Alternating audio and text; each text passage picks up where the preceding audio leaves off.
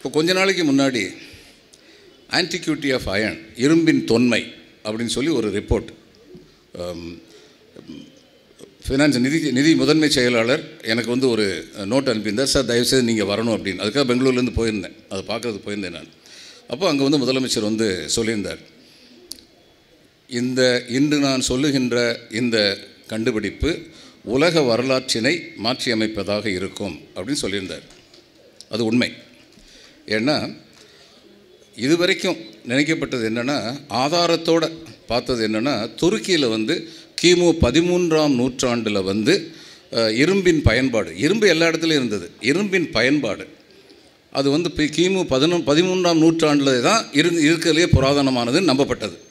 ஆனால் இன்றைக்கி சிவக்கலை போன்ற இடங்களில் பண்ணிட்டு ஆதாரபூர்வமாக கிமு 15ஆவது நூற்றாண்டில் இரும்பின் பயன்பாட்டினை உணர்ந்திருந்தார்கள் தமிழர்கள், பயன்படுத்தி இருந்தார்கள் அப்படிங்கிறது வந்து இன்றைக்கி சொல்லப்பட்டிருக்கு.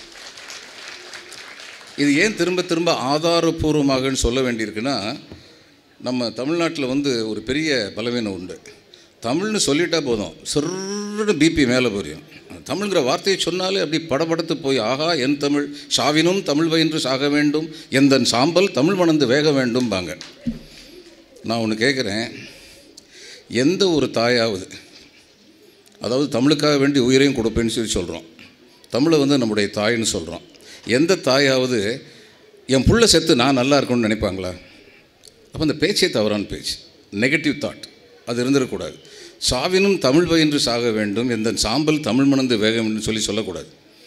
ஒரு காலத்தில் பாரதிதாசன் வந்து சுதந்திரம் அடைஞ்சதுக்கப்புறம் ஒரு 2000-3000 ஆண்டுகளுக்கு முன்னால் இந்து மகா சமுத்திரத்தை வணிக ரீதியாக ஆட்சி புரிந்தவை 3 இனங்கள், the Persians, the Chinese and the Tamils. இவங்க 3 பேர் இருந்தால் இந்து மகா சமுத்திரத்தின் வணிக ஆட்சி புரிந்தவர்கள்.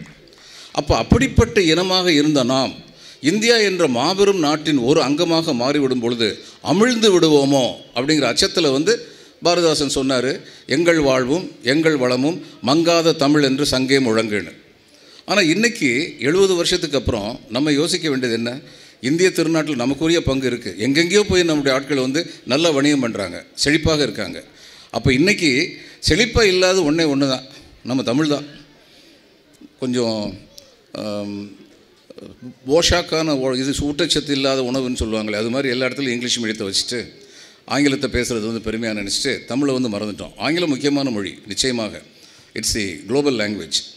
ஆனால் தமிழ் வந்து எவ்வளவு பெரிய சிறப்பு வாய்ந்தது அப்படிங்கிறத வந்து நம்ம வந்து நம்முடைய அடுத்த தலைமுறைக்கு உணர்த்துவதற்கு தவறிவிட்டோம். அதனால் இனிமேல் நம்ம நினைக்க வேண்டியது வந்து எங்கள் வாழ்வும் எங்கள் வளமும் மங்காத தமிழ் என்று சங்கே முழங்குங்கிறது இல்லை. எங்கள் வாழ்வால் எங்கள் வளத்தால் இனி என்றென்றும் மங்காத எம் தமிழ் அப்படின்னு சொல்லி ஒரு புதுமொழியை நம்ம வந்து படிச்சுக்கணும். நான் இந்தியாவில் உள்ள எல்லா தமிழ் சங்கங்களுக்கும், எல்லாம் இல்லை ஏறக்குறைய அநேக தமிழ் சங்கங்களுக்கு போயிருக்கேன். இந்த தமிழ் சங்கங்களில் வந்து ஒரு விஷயத்தை நான் பார்த்துருக்கேன்.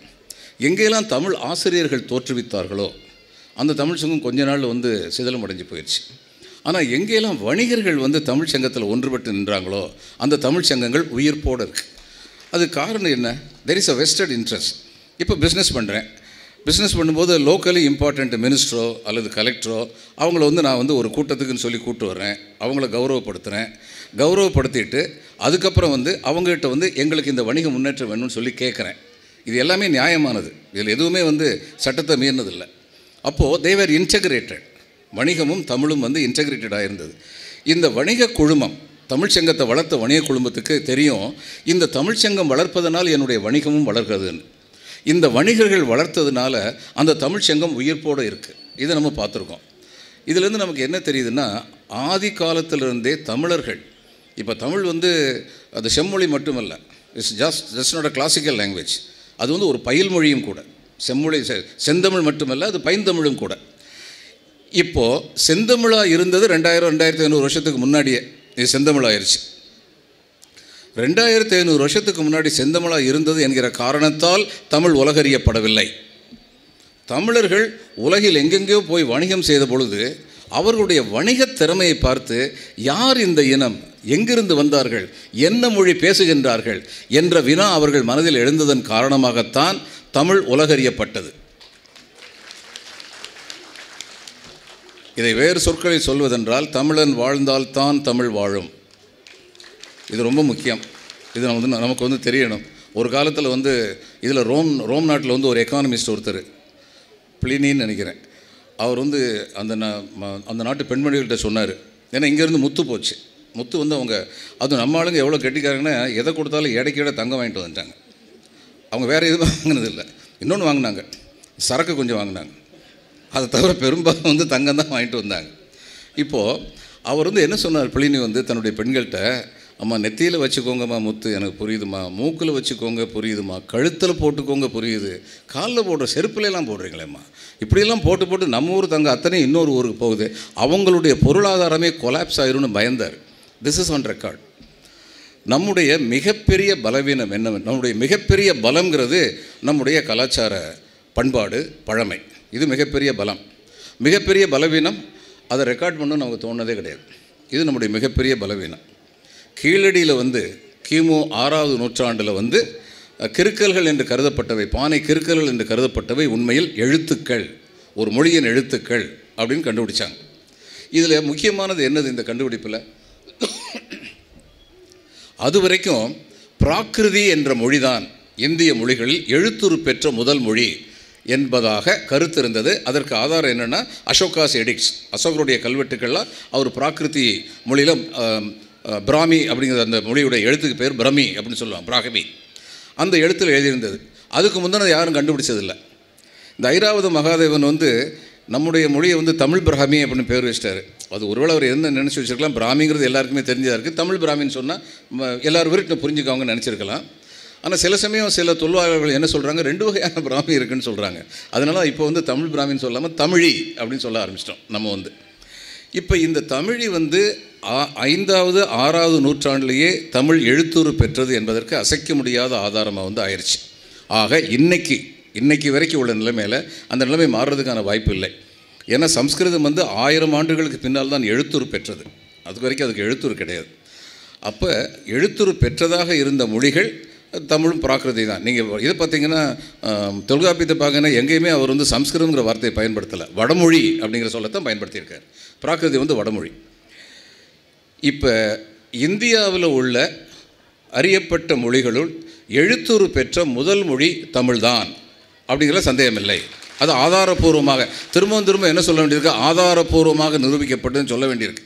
ஏன்னா ஆதாரபூர்வம் இல்லாத பல விஷயங்களை நம்ம உண்மையை நம்பிக்கிட்டு இருக்கோம். நம்மகிட்ட உள்ள ரொம்ப பெரிய ஒரு கோளாறு என்னென்னா, உண்மையான பெருமைகளை உணராமல் இருப்பதும் இல்லாத பெருமைகளை திரும்ப எடுத்து கூறுவதுமான ஒரு சமுதாயமாக நம்ம மாறி போயிட்டோம். அதுக்கு ஒரு சின்ன உதாரணம் சொல்கிறதுன்னா, இங்கே உள்ள பெரியவங்க நிச்சயமாக சொல்லுவாங்க, சிலப்பதிகாரத்தை எழுதுனது யார்? இளங்கோவடி. அவர் யார்? சேரன் செங்குட்டுவனுடைய தம்பி. இதுதான் உங்களுக்கு எனக்கு சொல்லிக் கொடுத்தாங்க இல்லையா? இதுதான் நம்ம படித்தோம். இப்போ கொஞ்சம் ஆய்வு மனப்பான்மையோடு பார்ப்போம். முதல்ல சங்ககால for want of a better word நம்ம சங்ககால இலக்கியம்னு சொல்லிகிட்டு இருக்கோம். பழந்தமிழ் இலக்கியங்கிறது சரியான சொல். ஆனால் சங்ககால இலக்கியம் அதில் வந்து கற்பனைகள்லாம், முதல் சங்கத்தை பரமசிவனே வந்து உட்காந்து நடத்தினார், 2வது சங்கத்தை முருகனே நடத்தினார், 3வது சங்கத்துக்கு அப்புறம் இது வந்து நின்றசீர் நெடுமாறன்கிற ஒரு பாண்டியன், அதெல்லாம் பின்னாடி பார்ப்போம். இப்போ 2வது சங்கத்துக்கு எங்கே இருந்ததுன்னா கபாடபுரம்னு சொல்கிறாங்க. கபாடபுரம் ஒரு தமிழ் சொல்லே கிடையாது. அதனால் நிச்சயமாக இதெல்லாம் வந்து கொஞ்சம் அந்த இறையனார் அகப்பொருளில் வந்து அவர் வந்து கற்பனையை கலந்து எழுதினது. நம்முடைய மிகப்பெரிய ட்ராஜடின்னு சொல்லி என்னென்னா, தமிழாசிரியர்கள் வரலாற்று ஆசிரியர்கள் கிடையாது, கதாசிரியர்கள் வரலாற்று ஆசிரியர்கள் கிடையாது. ஆனால் அவங்க தான் தமிழ் வரலாறு எழுதினாங்க. நமக்கு வந்து சென்ஸ் ஆஃப் ஹிஸ்ட்ரிங்கிறது வந்து நமக்கு வந்து கிடையாது. நமக்குன்னா நமக்கு மட்டும் இல்லை, இந்தியாவிலே கிடையாது. ஐனி அக்பர் வந்து ஃபைசல் எழுதுகிற வரைக்கும், முகல் சாம்ராஜ்யத்தில் உட்காந்து எழுதுகிற வரைக்கும் இங்கே வந்து முறையாக வந்து வரலாற்று எழுதுனவங்க யாருமே கிடையாது. ராஜதரங்கணிங்கிறது ஒரு கற்பனைகள் கலந்த ஒரு கதை. அதில் காஷ்மீர் மன்னர்களை பற்றி சொன்ன பெரும்பாலான கருத்துக்களை ஏற்றுக்கிறோம். அந்த அளவுக்கு தான் நமக்கு வந்து வரலாறு பற்றிய புரிதல் கிடைக்கிறதுக்கு சில நூல்கள் இருக்கின்றன. அப்போ தமிழில் வந்து வழி வழியாக சொல்லப்பட்டது இளங்கோ வந்து சேரன் செங்குட்டுவனுடைய தம்பி அப்படின்னு சொல்லி சொல்லப்பட்டது. நம்மளும் அதை நம்பினோம். ஏன்னா அப்படி தான் எழுதுனாங்க. எனக்கெல்லாம் சின்ன பிள்ளை அப்படி தான் எழுதுனாங்க. சேரன் செங்குட்டுவனுடைய தம்பி நிமித்தியன் ஒருத்தர் வந்துட்டு இளங்கோ என்றால் அவருடைய பேரே நமக்கு தெரியும், இளங்கோ, இளவரசன். இளங்கோவை பார்த்து அவர் சொன்னார், அண்ணனோட தம்பி தான் கெட்டிக்காரன், இவன் பெரிய பேரரசனாக வருவான்னு சொன்னோன்னே செங்குட்டுவனுடைய முகம் மாறி போயிடுச்சு. உடனடியாக தம்பி வந்து அண்ணன் மேலே ஆழ்ந்து அன்பு கொண்டிருந்த தம்பி போய் துவராடை அணிந்து சமண மத துறவியாகி எனக்கு அரசு பதவி வேண்டான்னு சொல்லிட்டு போயிட்டார். அவர் சிலப்பதிகாரத்தை எழுதினார் அப்படின்னு சொல்லி நமக்கு சொல்லி கொடுத்துருக்காங்க.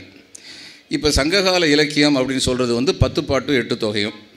அதுக்கப்புறம் வரலாற்று பார்த்தோம்னா அதுக்கப்புறம் வந்து போஸ்ட் சங்கா லிட்ரேச்சர், அது வந்து திருக்குறள், இன்னா 40, இணையவி 40, திரிகடுகம், பழமொழி 400 இந்த மாதிரிலாம் ஒரு 18 நூல் இருந்தால் தான் 14 கீழ்கணக்கு. 10 பாட்டு 8 தொகையும் 14 மேல் கணக்கு. அதுக்கப்புறம் வந்தது காப்பிய காலம், அதுக்கப்புறம் வந்தது பக்தி இலக்கியம். இதுதான் தமிழ் இலக்கியத்துடைய வரலாறு. இப்போ இந்த சங்ககால இலக்கியத்துக்கும் அதுக்கு சங்க காலத்துக்கு பிற்பட்ட 14 கீழ்கணக்குக்கு இடையில் ஒரு 100-150 வருஷம் இருக்கும் அப்படின்னு மொழியியல் ஆய்வாளர்கள் வந்து சொல்கிறாங்க. அது எதை வச்சு சொல்கிறாங்கன்னா அந்த மொழி நடையை வச்சு சொல்கிறாங்க. சங்ககால இலக்கியம் நம்ம சொல்கிற 10 பாட்டும் 8 தொகையும் கற்றவர்களால் கற்றவர்களுக்காக எழுதப்பட்டது. ஆனால் திருக்குறள் போன்ற நூல்கள் கற்றவர்களால் மற்றவர்களுக்காக எழுதப்பட்டது. அதனால தான் இன்றைக்கு வரைக்கும் அன்பு மரணம் உடைத்தாயின் நெல்வாழ்க்கை பண்பும் பயனும் அது நமக்கு அப்படி விளங்குது. ஆனால் யாயும் நியாயம் யாராகியரோ கொஞ்சம் கஷ்டப்பட வேண்டியிருக்கு அதை புரிஞ்சுக்கிறது. எந்தையும் நொந்தையும் எம்முறை கேளியர் செம்புல பெயல் நீர் போல் அன்புடை நெஞ்சந்தான் கலந்தனவே, இது புரியுது கொஞ்சம் சிரமம். இன்னும் சிரமம் இருக்குது. நம்ம வந்து மதுரை காஞ்சி இங்கெல்லாம் போயிட்டோம்னா இன்னும் நமக்கு சிரமமாக இருக்குது. ஏன்னா பழந்தமிழ் இலக்கியங்கள். அப்போது இந்த ரெண்டுக்கு இடையில் ஒரு 150 வருஷம் இருந்தது. அப்புறம் 14 கீழ்கணக்குக்கும் காப்பிய காலத்துக்கு இடையில் இன்னொரு 100-150 வருஷம் இருந்தது. இந்த சங்க இலக்கியத்தில் வந்து 10 பதிற்றுப்பத்துன்னு ஒரு நூல் இருக்குது. அது சேர மன்னர்களுடைய வரலாற்றை சொல்கிறது. 10 சேர மன்னருடைய, அதான் பதிற்றுப்பத்து. இந்த இதில் பத்தனந்திட்டான்னு சொல்லி ஒரு ஊர் இருக்குது இதில் கேரளாவில். 10 அன்னம் திட்டா, 10 மலைகள் கொண்டது. அதனால தான் 10 அன்னம் திட்டாங்கிறது பத்தனந்திட்டா அப்படின்னு சொல்கிறாங்க. அது மாதிரி பதிற்றுப்பத்து அப்படிங்கிறது 10 சேர மன்னர்களுடைய வாழ்க்கை வரலாற்றை சொன்னது. இதில் முதல் 10 கிடைக்கல. 2வது 10லேருந்து ஆரம்பித்து 3வது 10 வந்து ஒரு செங்குட்டுவன், ஒரு சேரன் செங்குட்டுவன். 4வது பல்கழு குட்டுவனோ யாரோ. 5வது இன்னொரு சேரன் செங்குட்டுவன். அந்த 5வது சேரன் செங்குட்டுவன் தான் சிலப்பதிகாரத்தில் கூடப்படுகின்ற சேரன் செங்குட்டுவன் சொல்கிறாங்க. இப்போது ஒவ்வொருத்தரும் 25 வருஷம் ஆண்டாங்கன்னே வச்சுக்குவோம். இவன் 5வதாக இருந்தான், 10வது வரைக்கும் சொன்னாங்கன்னா மொத்தம் 6 பேர், 150 வருஷம். சரியாக போச்சா? அப்புறம் ஒரு 100 வருஷம் இடையில ஒரு கேப்பு, 250 வருஷம். அதுக்கப்புறம் வந்து இது எழுதுனாங்க, 14 கீழ்கணக்கு எழுதுனாங்க, 100 வருஷம், 350 வருஷம். அதுக்கப்புறம் ஒரு கேப்பு, 100 வருஷம்னு வச்சுக்கோம், 450 வருஷம். அதுக்கப்புறம் சிலப்பதிகாரம் எழுதினார். ஏன்னா இளங்கை வந்து 450 வருஷமாக உயிரோடு இருந்தார். இது எப்படி இருக்க முடியும்? இப்போது பொன்னியின் செல்வன் எழுதுனதுக்கு அடுத்து விக்ரமன் வந்து என்ன எழுதினார்? நந்திபுரத்து நாயகின்னு ஒன்று எழுதினார். சீக்வல் அப்படின்னு சொல்லி ஆங்கிலத்தை சொல்லுவோம் இல்லையா? ஏன்னா பொன்னியின் செல்வன் அவ்வளோ பிரமாதமான ஒரு கதையாக இருந்ததுனால என்னாச்சு வந்தியத்தேவனுக்கு? மணிமேகலை செத்தோன்னு போனது அதுக்கப்புறம் என்னாச்சு? ஏன்னா அது வந்து ஒரு அற்புதமான கல்கி வந்து கவிதையை எழுதுவாருங்கிறது பல பேருக்கு தெரியாது. காற்றினையில் வரும் கீதம்ங்கிற பாடலை எழுதுனது கல்கி தான் அப்படிங்கிறது பல பேருக்கு தெரியாது. மணிமேகலை வந்து வந்தியத்தேவன் மடியில் வந்து விழுந்து அவரையே இந்த காதலாகி கசிந்து கண்ணீர் மல்கின்னு சொல்லுவாங்களே, அது மாதிரி காதலித்த பொண்ணு. அவர்கிட்ட வந்து ரொம்ப மெல்லிய குரலில் வந்து பாடுவார். புன்னை மரச் சோலையிலே பொன்னொளிரும் வேளையிலே என்னை வர சொல்லி அவர் கண்ணல் மொழி பகிர்ந்ததெல்லாம் கனவுதானோடி கிளியே நனவுதானோடி கட்டுக்காவல் தான் கடந்து கள்வனைப் போல் மெல்ல வந்து கட்டிமுத்தம் ஈந்ததெல்லாம் கற்பனையோடி அந்த அற்புதம் பொய்யோடி அப்படின்னு சொல்லுவாள். சொன்னோன்னே அவள் உயிர் போயிடும்.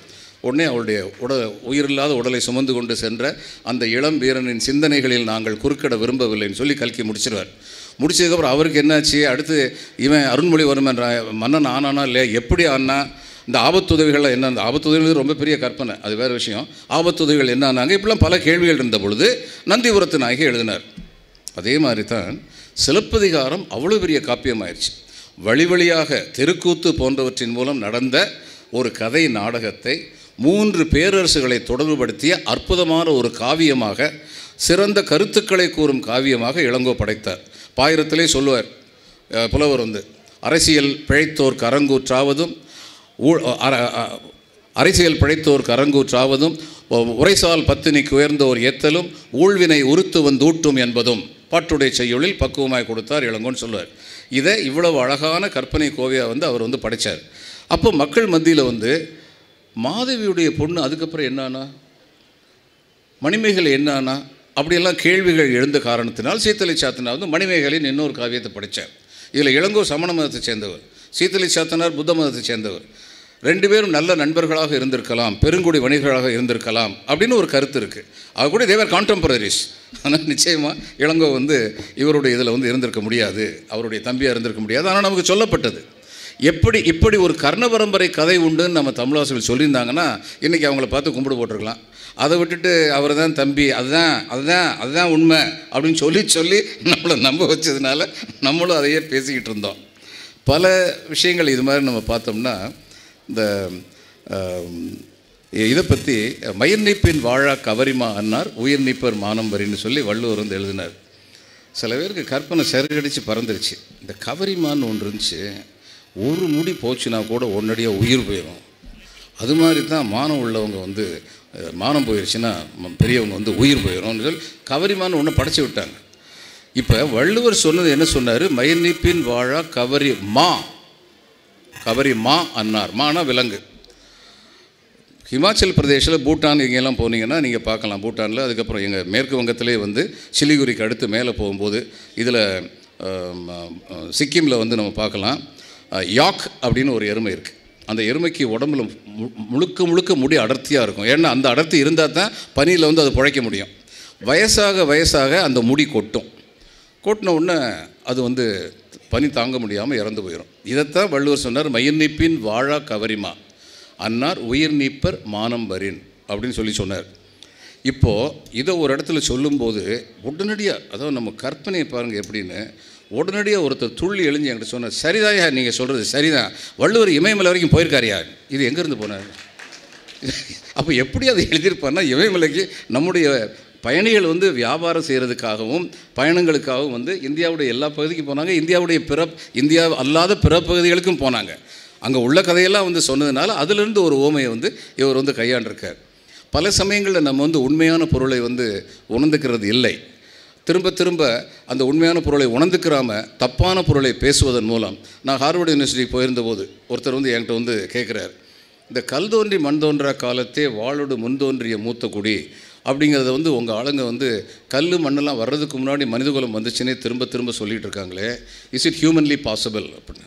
இது புறப்பொருள் வெண்பா மாலையில் உள்ள ஒரு ஈற்றடி. இது வந்து அவர் என்ன சொல்ல வந்தார்னா, கல் தோன்றி மண் தோன்றா காலத்தே வாளோடு முன் தோன்றிய மூத்த குடி. அதாவது கல், மலையும் மலை சார்ந்த இடமும் குறிஞ்சி என்று அழைக்கப்பட்டது, மண் வயலும் வயல் சார்ந்த இடமும் மருதம் என்று அழைக்கப்பட்டது. இப்படிப்பட்ட நிலப்பாகுபாடுகள் நிறைவு பெறுவதற்கு முன்னாலேயே ஸ்டீல் டெக்னாலஜி தெரிஞ்சவங்க, வாளோடு முன் தோன்றிய மூத்த குடி, அயன் டெக்னாலஜி தெரிஞ்சவங்க, அதனால் வந்து விவசாயத்திற்கோ சண்டை போடுறதுக்கோ அவங்க வந்து தங்களுக்குன்னு சொல்லிட்டு வாள், குறுவாள், அடுத்து ஏர் இதெல்லாம் உருவாக்கிக்கிட்டாங்க அப்படிங்கிற அர்த்தத்தில் சொன்னதை புரிஞ்சிக்காமல் பேசுகிறதே என்ன பேசுகிறேன்னா, அதெல்லாம் இந்த சந்திரமண்டலமாக வர்றதுக்கு முன்னாடியெல்லாம் நாங்கள் இருந்திருக்கோங்க, அதுக்கெல்லாம் எங்கள்கிட்ட ஆதாரம் இருக்குதுன்னு சொன்னால் வெளிநாட்டில் உள்ளவங்க நம்மளை பற்றி என்ன நினைப்பாங்க? So we have to understand what was the real story. ஈன்ற பொழுதில் பெரிதுவக்கும் தன் மகனை சான்றோன் என கேட்ட தாய் அப்படின்னு சொல்லி வள்ளுவர் எழுதியிருக்கார். பல காலமாக பரிமேலழகர் காலத்தில் இருந்த உரையிலிருந்து என்ன சொல்லியிருக்காங்க, தன் மகன் வந்து கல்வி கேள்வியில் சிறந்தவன் சொல்லி கேட்கும் பொழுது, அப்படி மற்றவங்க பேசுகிறத கேட்கும்போது அவனை பெற்றபோது இருந்த சுகத்தை விட பெரிய சுகம் அந்த அன்னை வந்து அடைவாள், இன்பம் அடைவாள் அப்படின்னு சொல்லியிருக்காங்க. நம்மளும் அதுதான் நம்பியிருக்கோம்.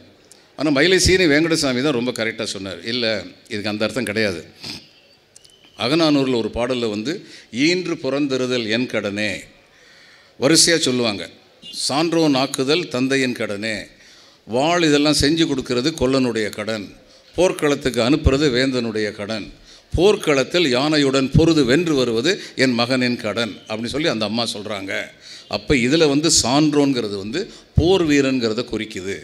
இது வந்து ஏன்னா அதுக்கு அவர் சொன்ன விவரம் ரொம்ப முக்கியமான விவரம். அவர் சொன்னார், ஈன்ற பொழுதில் பெரிதுவக்கும் தன் மகனை சான்றோன் என கேட்ட தாய், பார்த்த தாய் இல்லை.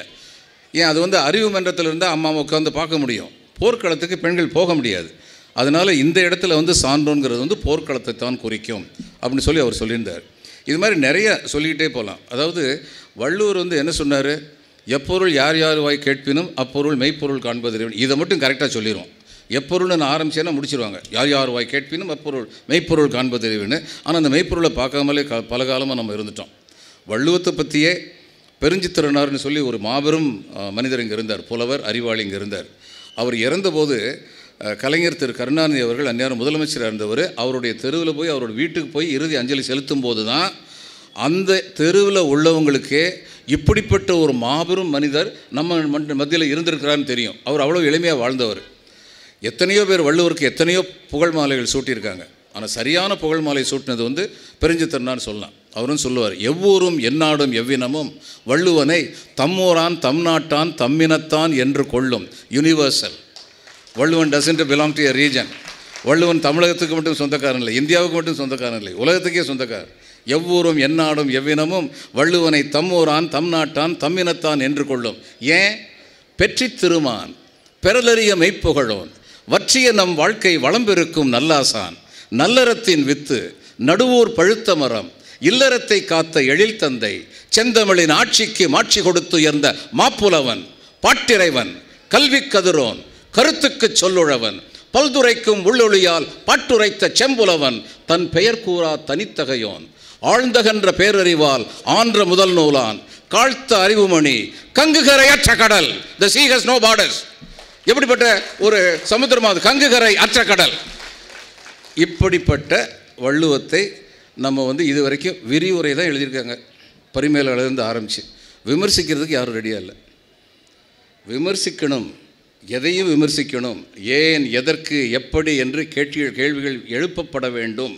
அப்படி கேட்கும்போது தான் வள்ளுவத்துடைய பல பரிமாணங்கள், வள்ளுவத்துடைய பல பெருமைகள் நமக்கு தெரியும். நம்முடைய முன்னோர்கள் எப்படிப்பட்ட வாழ்வு வாழ்ந்தார்கள் அப்படிங்கிறது அந்நியாரம்தான் நமக்கு வந்து தெரியும். யாதும் ஊரே யாவரும் கேளிர் அப்படின்னு கணியன் பூங்குன்றன் சொல்லும் பொழுது நான் பல கூட்டங்களில் சொல்லியிருக்கேன்.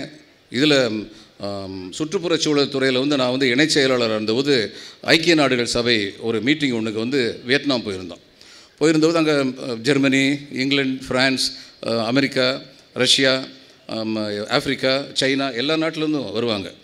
அப்போ வந்தபோது திடீர்னு சொல்லி ஆங்கிலேயர் ஒருத்தர் சொன்னார், வழக்கமாக வந்து பகல் பூரா கடுமையான உழைப்பு இருக்கும், இரவில் வந்து நல்ல விருந்து நடனங்கள் இப்படிலாம் கேளிக்கையை வந்து பொழுதை கழிச்சிக்கிட்டு இருப்பாங்க. அப்போ இவர் வந்து சொன்னார், எதுக்கு ஒவ்வொரு நாள் டான்ஸ் ஆடிட்டு தெரியணும், அந்தந்த நாட்டு பெருமையை பற்றி பேசுவோமே அப்படின்னாரு. இந்த எங்கே எப்பயுமே ஒரு சூது ஆரம்பிக்கிறதுங்கிறது வந்து இந்த ஆங்கிலேயம் தான் ஆரம்பிப்பேன். சும்மா இருந்தவங்களுக்கு சுவிச்சு தூண்டி விட்டு அவன் பெருமையை பேசுன்னு சொல்ல வச்சதை அவர் தான் ஆரம்பித்து வச்சார். அப்போது அவர் சொன்னார், நானே ஆரம்பிக்கிறேன். எத்தகைய இடர்பாடு வந்தாலும் சரி, நாங்கள் ஒரு இடத்தை பிடிப்பது, ஆட்சி செய்வது என்று முடிவு செய்து விட்டால் அந்த இடர்பாடை பற்றி கவலைப்பட மாட்டோம், அங்கேயே நிற்போம், துணிந்து நிற்போம், அங்கே அந்த எங்கள் ஆட்சியை நிலைநிறுத்துவோம் அப்படின்னு சொல்லி சொன்னார். அது நிஜம்தான். ஏன்னா நம்ம வந்து முதல் இந்திய சுதந்திர போர்னு பெருமையாக சொல்லி, ஆங்கிலேயர்கள் வந்து சிப்பாய் கலகம்னு சிறுமியாக சொன்னது, அது ரெண்டுக்கும் நடுவில் தான் அது நடந்தது. ஏன்னா முதல் இந்திய சுதந்திர போர்னு சொன்னோம். வடநாட்டில் ரொம்ப பெரிய ராஜா வந்து மகாராஜா ரஞ்சித் சிங், லாகூரை வச்சு ஆண்டுகிட்டு இருந்தார் அவர். பஞ்சாப் எல்லாம் இன்றைக்கு உள்ள பஞ்சாப், ஹரியானா, ஹிமாச்சல் பிரதேஷ், அது அடுத்து அந்த பக்கம் உள்ள ஈஸ்டர்ன் பஞ்சாப், அது எல்லாமே அவருடைய ஆளுகள் இருந்தது. அவர் வெள்ளைக்காரங்களுக்கு ஃப்ரெண்டாக இருந்தார். அவர் வந்து இந்த யுத்தத்தில் கலந்துக்கிடவே இல்லை. சவுத் இந்தியாவில் அப்படி ஒரு யுத்தம் நடக்குதுன்னு நமக்கு தெரியாது, அந்நியான கம்யூனிகேஷனே கிடையாது. அதனால் முதல் இந்திய சுதந்திர போகிறதும் கொஞ்சம் எக்ஸாகரேஷன் தான். ஆனால் அது வந்து சிப்பாய் மியூட்டின்னு சொல்லி சர்வசாதாரணமாக சொல்லிட முடியாது, அதை மீறின ஒரு செயல் அது வந்து. So the truth lies somewhere in between. இப்போ இந்த இதில் வந்து லக்னோவை சுற்றி கலகக்காரங்கன்னு ஆங்கிலேயர்களால் கூறப்பட்ட இந்த போராட்ட வீரர்கள் வந்து சுற்றிட்டாங்க. சுற்றினோன்னு அந்த கமாண்டன்ட் வந்து சொல்கிறார், லக்னோ வந்து அவர் வந்து அந்நேரம் கல்கத்தா தான் ஹெட் குவார்ட்டர்ஸாக இருந்தது, ராஜதானியாக இருந்தது.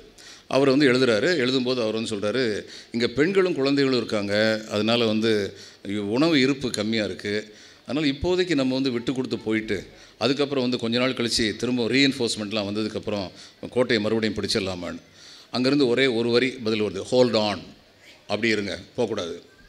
ஒரு வாரம் கழித்து எழுதுகிறாரு, உணவு ரொம்ப இருப்பு கம்மியாகிடுச்சு, குழந்தைகளுக்கு மட்டும்தான் சாப்பாடு கொடுக்குறோம், பெண்களுக்கு முதல்ல சாப்பாடு கொடுக்க முடியல, நம்ம போயிடலாமா. மறுபடியும் சொல்கிறாங்க ஹோல்ட் ஆன். அதுக்கப்புறம் 3 நாள் கழித்து எழுதுகிறார், இந்த தண்ணி கஷ்டம் வந்துருச்சு, டயோரியா வந்துருச்சு, 2 குழந்தைங்க இறந்து போயிட்டாங்க, நம்ம வந்து இப்போ போயிட்டு அதுக்கப்புறம் மறுபடியும் வந்துடலாமா. அப்போ 2 வரி இப்போ வருது, hold on, reinforcements are coming, படைகள் அனுப்பப்பட்டு விட்டன, அங்கேயே இருங்கள். அப்படி இருந்தாங்க, அந்த கஷ்டத்தை சகிச்சுக்கிட்டு இருந்து அதுக்கப்புறம் படைகள் வந்து போராட்ட வீரர்களை வந்து வெற்றி பெற்றார்கள் அப்படிங்கிறது வரலாறு. இதை அவர் சொன்னார். ஸோ இப்போ மொரீஷியஸ் இருக்குது, இந்த மொரீஷியஸில் வந்து சுகர் பேரன்ஸ் எல்லாருமே ஃப்ரெஞ்சுக்காரர்கள். ஆனால் மொரீஷியஸ் வந்து ஆங்கிலேயர்களுக்கு ரொம்ப தேவையாக இருந்தது. ஏன்னா இந்தியன் ஓஷனில் அது ஒரு முக்கியமான கேந்திரம். மொரீஷியஸை கையில் வச்சுருக்கவங்க, ஒரு இராணுவ தளவாடமாக அதை வச்சுருக்கவங்க வந்து இந்தியன் ஓஷனே தன்னுடைய கண்ட்ரோலில் வச்சுருக்க முடியும். அதுக்கு அடுத்து அல்லது அதை விட முக்கியமானதாக ஒன்று சொல்ல முடியும்னா இலங்கையுடைய திரிகோணமலை தான். இந்த 2ஐயும் கையில் வச்சுருந்தா இது இந்தியன் ஓஷன் அவங்க கையில் இருக்கும். அப்போ இவங்க போகும்போது என்ன பண்ணாங்க, ஆட்சியை பிடிச்சாங்க. இருந்தவங்க அத்தனை பேரும் பெரிய பெரிய செல்வந்தர்கள், சுகர் ஃபேக்ட்ரி வச்சுக்கிட்டு இருந்தவங்கலாம் யார், எல்லாம் வந்து ஃப்ரெஞ்சுக்காரர்கள். அவங்ககிட்ட என்ன சொன்னாங்க, நீங்கள் உங்கள் சுகர் ஃபேக்ட்ரியை தொடர்ந்து நடத்துறதுன்னா டோட்டல் அட்டானமி, உங்களுக்கு ஃபினான்ஷியல் அட்டானமி, நாங்கள் தலையிடவே மாட்டோம். அதே மாதிரி இங்கே சேர்த்த அத்தனை சொத்தை எடுத்துக்கிட்டு இன்றைக்கே ஃப்ரான்ஸ் போகணுன்னு நினச்சிங்கன்னா நீங்கள் போங்க, நாங்கள் ஒன்றுமே செய்ய மாட்டோம். ஆனால் இந்த பிடிச்ச ஆட்சி அதிகாரத்தை உங்கள்கிட்ட திருப்பி கொடுக்குறோன்னு நீங்கள் கேட்டிங்கன்னா கொடுக்க மாட்டோம். அவங்க ரொம்ப தெளிவாக இருந்தாங்க ஆங்கிலேயர்கள் வந்து. அப்போ இது அவங்களுடைய ஒரு சிறப்புன்னு சொல்லி அவர் சொன்னார். உடனே ஃப்ரெஞ்சுக்காரர் அடுத்து எந்திரிச்சு வந்து சொன்னார், இந்த ஃப்ரெஞ்சுக்காரங்க எப்போயுமே வந்து இவங்க 2 பேரும் தாயாதி பங்காளி, ஒருத்தனுக்கு ஒருத்தன் ஆகாது. அதனால் இவர் வந்து சொன்னார், இப்படி தான் ஏதாவது ஒரு இடத்த போய் பிடிச்சிக்குவாங்க, பிடிச்சிக்கிட்டு வலுக்கட்டாயமாக இவனுடைய மொழியை வந்து திணிப்பாங்க, திணிச்சிட்டு உலகத்திலேயே எங்கள் இலக்கியம் பெருசு, அதனால தான் உலகம் பூரா எங்கள் இலக்கியத்தை படிக்குது அப்படின்னு சொல்லி கதை விடுவாங்க. இந்த யாரோ ஒருத்தனை பற்றி அந்த நக்கல் பாருங்கள், இந்த யாரோ ஒருத்தனை பற்றி இவங்க அடிக்கடி பேசிக்கிட்டு இருப்பாங்களா, அவன் பேர் என்ன, ஷேக்ஸ்பியர்னு ஒரு ஆள். அவன்லாம் எங்கள் மோலியரோட கம்பேர் பண்ணும்போது, டூமாவோட கம்பேர் பண்ணும்போது ஒன்றுமே இல்லை, இலக்கியத்தில் எங்களை மிஞ்சறதுக்கு ஆளே கிடையாது அப்படின்னு சொல்லிட்டு அவர் போயிட்டார். அப்புறம் ஜெர்மன்கார் வந்தார், வந்து மெக்கானிக்கல் பெர்ஃபெக்ஷன்னா அது நாங்கள் தான், இன்றைக்கி வரைக்கும் அது உண்மை, மெக்கானிக்கல் பெர்ஃபெக்ஷனில் எங்களை மிஞ்சறதுக்கு ஆளே கிடையாது, இவனுங்கள்லாம் ஒன்றுமே கிடையாதுன்னாரு. பிறகு சுவிட்சர்லாண்டை சேர்ந்தவர் வந்தார், இப்படி தான் ஒருத்தர் மண்டை உடச்சிக்கிட்டு இருப்பேன், எல்லார் பணத்தையும் நாங்கள் பத்திரமா வச்சுருக்கனால தான் இவனுங்கள்லாம் கொஞ்சம் உருப்படியாக இருக்கானுங்க அப்படின்னு சொல்லி அவர் வந்து சொன்னார். அதுக்கப்புறம் ஆஃப்ரிக்கன்ஸ் வந்தபோது ஆஃப்ரிக்கன்ஸ் சொன்னாங்க, எங்களுடைய மொழியை திருடினார்கள், எங்களுடைய நாட்டை திருடினார்கள், ஆனால் எங்கள் இசையை திருட முடியவில்லை, நாங்கள் தான் உலகின் இசை குயில்கள் அப்படின்னு. அது உண்மை, they are the nightingales of the world அப்படின்னு அவங்க சொல்லிட்டு போயிட்டாங்க. அப்புறம் சீனாக்கார் வந்தார், அவருக்கு நம்மளை டிக் பண்ணணும். அவர் வந்து சொன்னார், 5000 ஆண்டுகளாக யாருக்கும் அடிமைப்படாத நாடு, ஏன் நம்ம அடிமைப்பட்டு கிடந்தோம், உண்மை தானே பேசணும், ஒரே மொழியை பேசும் நாடு அப்படிலாம் சொல்லிவிட்டு இது எங்களுடைய சிறப்புன்னு போனார். இப்போ என்னையை பேச சொன்னபோது நான் சொன்னேன், எங்கள் நாட்டில் வந்து அறியப்பட்ட மொழிகள் 30, எழுத்துரு இல்லாத மொழிகள் 300, வட்டார மொழிகளாக இருக்கிறது 3000. அப்படிப்பட்ட மிகப்பெரிய நாடு என்னுடைய நாடு. இந்த இந்திய நாட்டை முழுமையாக பேசுவதற்கு எனக்கு தகுதியே கிடையாது. நான் எந்த மாநிலத்திலேருந்து வந்தேனோ அந்த மாநிலத்தை பற்றி எனக்கு ஓரளவு தெரியுங்கனால அதை பற்றி பேசுகிறேன். ஏறக்குறைய 2000 வருஷத்துக்கு முன்னாடி எங்கள் மாநிலத்தில் வந்து ஒரு புலவர் ஒருத்தர் இருந்தார். அவர் வந்து சொன்னார், யாதும் ஊரே யாவரும் கேளீர் அப்படின்னு சொன்னார். The whole world is my village, every human being, every being is my relative அப்படின்னு சொன்னார். இதை சொல்லி முடித்தோடனே ஆங்கிலேயர் வந்து wait when do you say your poet said these words? எப்போ சொன்னார்? நான் சொன்னேன், எங்களுக்கு தெரிஞ்சு 2000 வருஷத்துக்கு முன்னாடி சொன்னார். ஒர்ஸ்ட்டு ஃபிலலாஜிக்கல் டெஸ்ட்டு போட்டால் கூட இது 1600 வருஷத்துக்கு முன்னாடி சொல்லியிருக்காரு, அது சந்தேகமே கிடையாது. உடனே அவர், ஆமாம், அந்த காலத்தில் வந்து ஒரு 50 மைல் கூட பிரயாணம் பண்ண முடியாத காலகட்டத்திலேயே உலகமே எங்களுடைய சிற்றூர், உலகத்தில் உள்ளவங்க எல்லாருமே எங்களுடைய சொந்தக்காரங்கன்னு சொன்னார் அப்படின்னு சொல்லி கேட்டார். நான் சொன்னேன், அவர் அது மட்டும் சொல்லலை, தீதும் நன்றும் பிறர் தரல் வாரா, the good and the bad that happeneth to you is not because of others, it's because of your own self அப்படின்னு அவர் சொல்லியிருக்காரு. உடனே அவர் எந்திரிச்சு வந்து சொன்னார், என்ன சொன்னார், ladies and gentlemen, let us give a standing ovation to one of the greatest cultures of the world. இந்த உலகின் பழம்பெரும் நாகரிகத்திற்கு எழுந்து நின்று மரியாதை செய்வோம் அப்படின்னு எழுந்து கைதட்டினார்.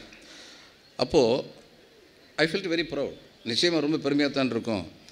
இப்போ திருப்பூர் டவுனில் இல்லைன்னா இது கோயம்புத்தூரில் இல்லைன்னா மெட்ராஸில் மவுண்ட் ரோட்டில் உங்கள் தாத்தா வந்து ஏதாவது ஒரு 5 சென்ட் நிலம் வாங்கி விட்டுருந்தாருன்னா இன்றைக்கி அவரை கோயில் வச்சு கும்பிடுவோம்ல. நிச்சயமாக 2000 வருஷத்துக்கு முன்னாடி இப்படிப்பட்ட ஒரு பெரிய நாகரிகத்தை நம்ம கொடுத்துட்டு போனாங்களே, அவங்கள நம்ம என்ன செய்கிறது?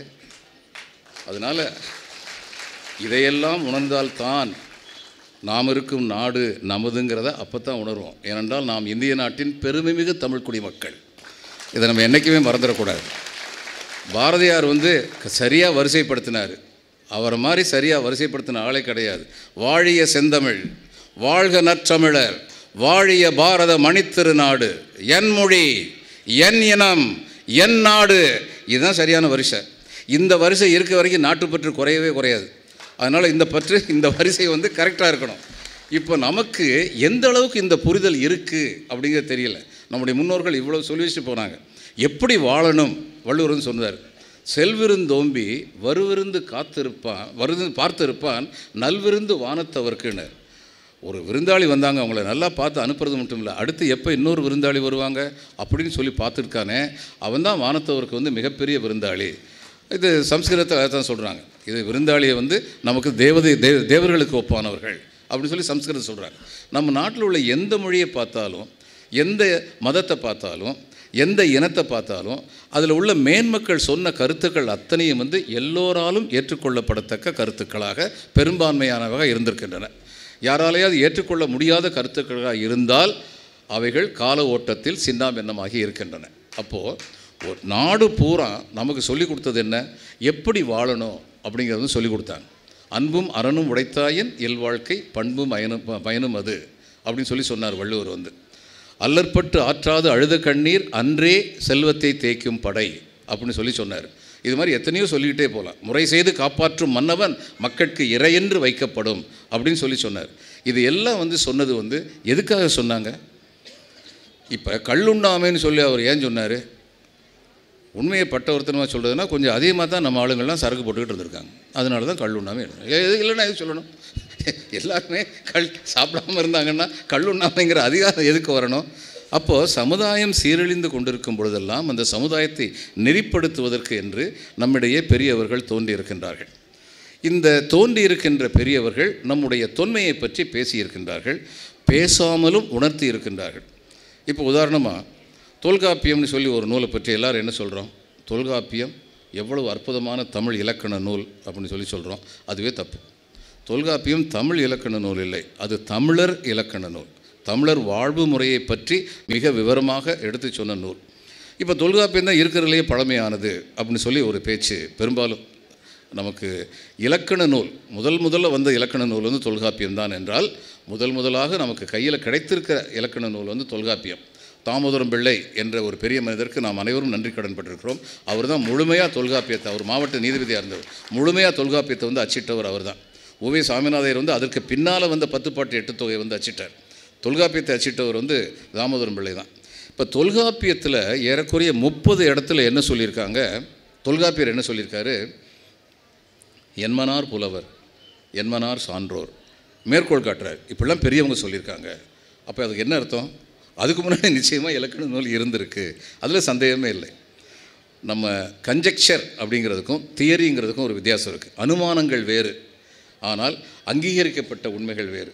இப்படி ஒரு இலக்கண நூலை எழுதினவர் வந்து என்மனார் புலவர்னு கோட் பண்ணுறாருன்னா, இப்போ நான் சொல்கிறேன் அன்பு மரணம் உடைத்தாயின் இல்வாழ்க்கை பண்பும் பயணம் அது அப்படின்னு சொல்லியிருக்கார் வள்ளுவர் அப்படின்னு கோட் பண்ணுறேன்னா காரணம் நமக்கு முன்னாடி வள்ளுவர் அதை சொல்லியிருக்காரு. அப்போ என்மனார் புலவர் என்மனார் அறிஞர்னு சொல்கிறாங்கன்னா அதுக்கு முன்னாடி பல இலக்கண நூல்கள் இருந்திருக்கின்றன. இது ஒன்று. இலக்கணம் எப்போ வரும்? இலக்கியம் தரிகட்டு போகும்போது தான் இலக்கணம் வரும். ரொம்ப எந்த விதமான வரமுறை இல்லாமல் எழுதுறீங்க, இப்படிப்பட்ட இலக்கணங்களாக இருக்கணும், உங்களுக்கு வந்து எண்சீர் விருத்தம் இருக்கணும், அரிசீர் விருத்தம் இருக்கணும், வெண்பா இருக்கணும், விருத்தப்பா இருக்கணும், இப்படியெல்லாம் வரிசையாக வந்து இலக்கணம் வைப்பாங்க. அப்போது தொல்காப்பியர் காலத்துக்கு முன்னாடி இருந்த இலக்கண நூல்களுக்கு முன்னால் இலக்கிய நூல்கள் இருந்திருக்க வேண்டும். நமக்கு கிடைக்கல, இருந்திருக்க வேண்டும் அப்படிங்கிறதுல ஐயப்பாடு இல்லை.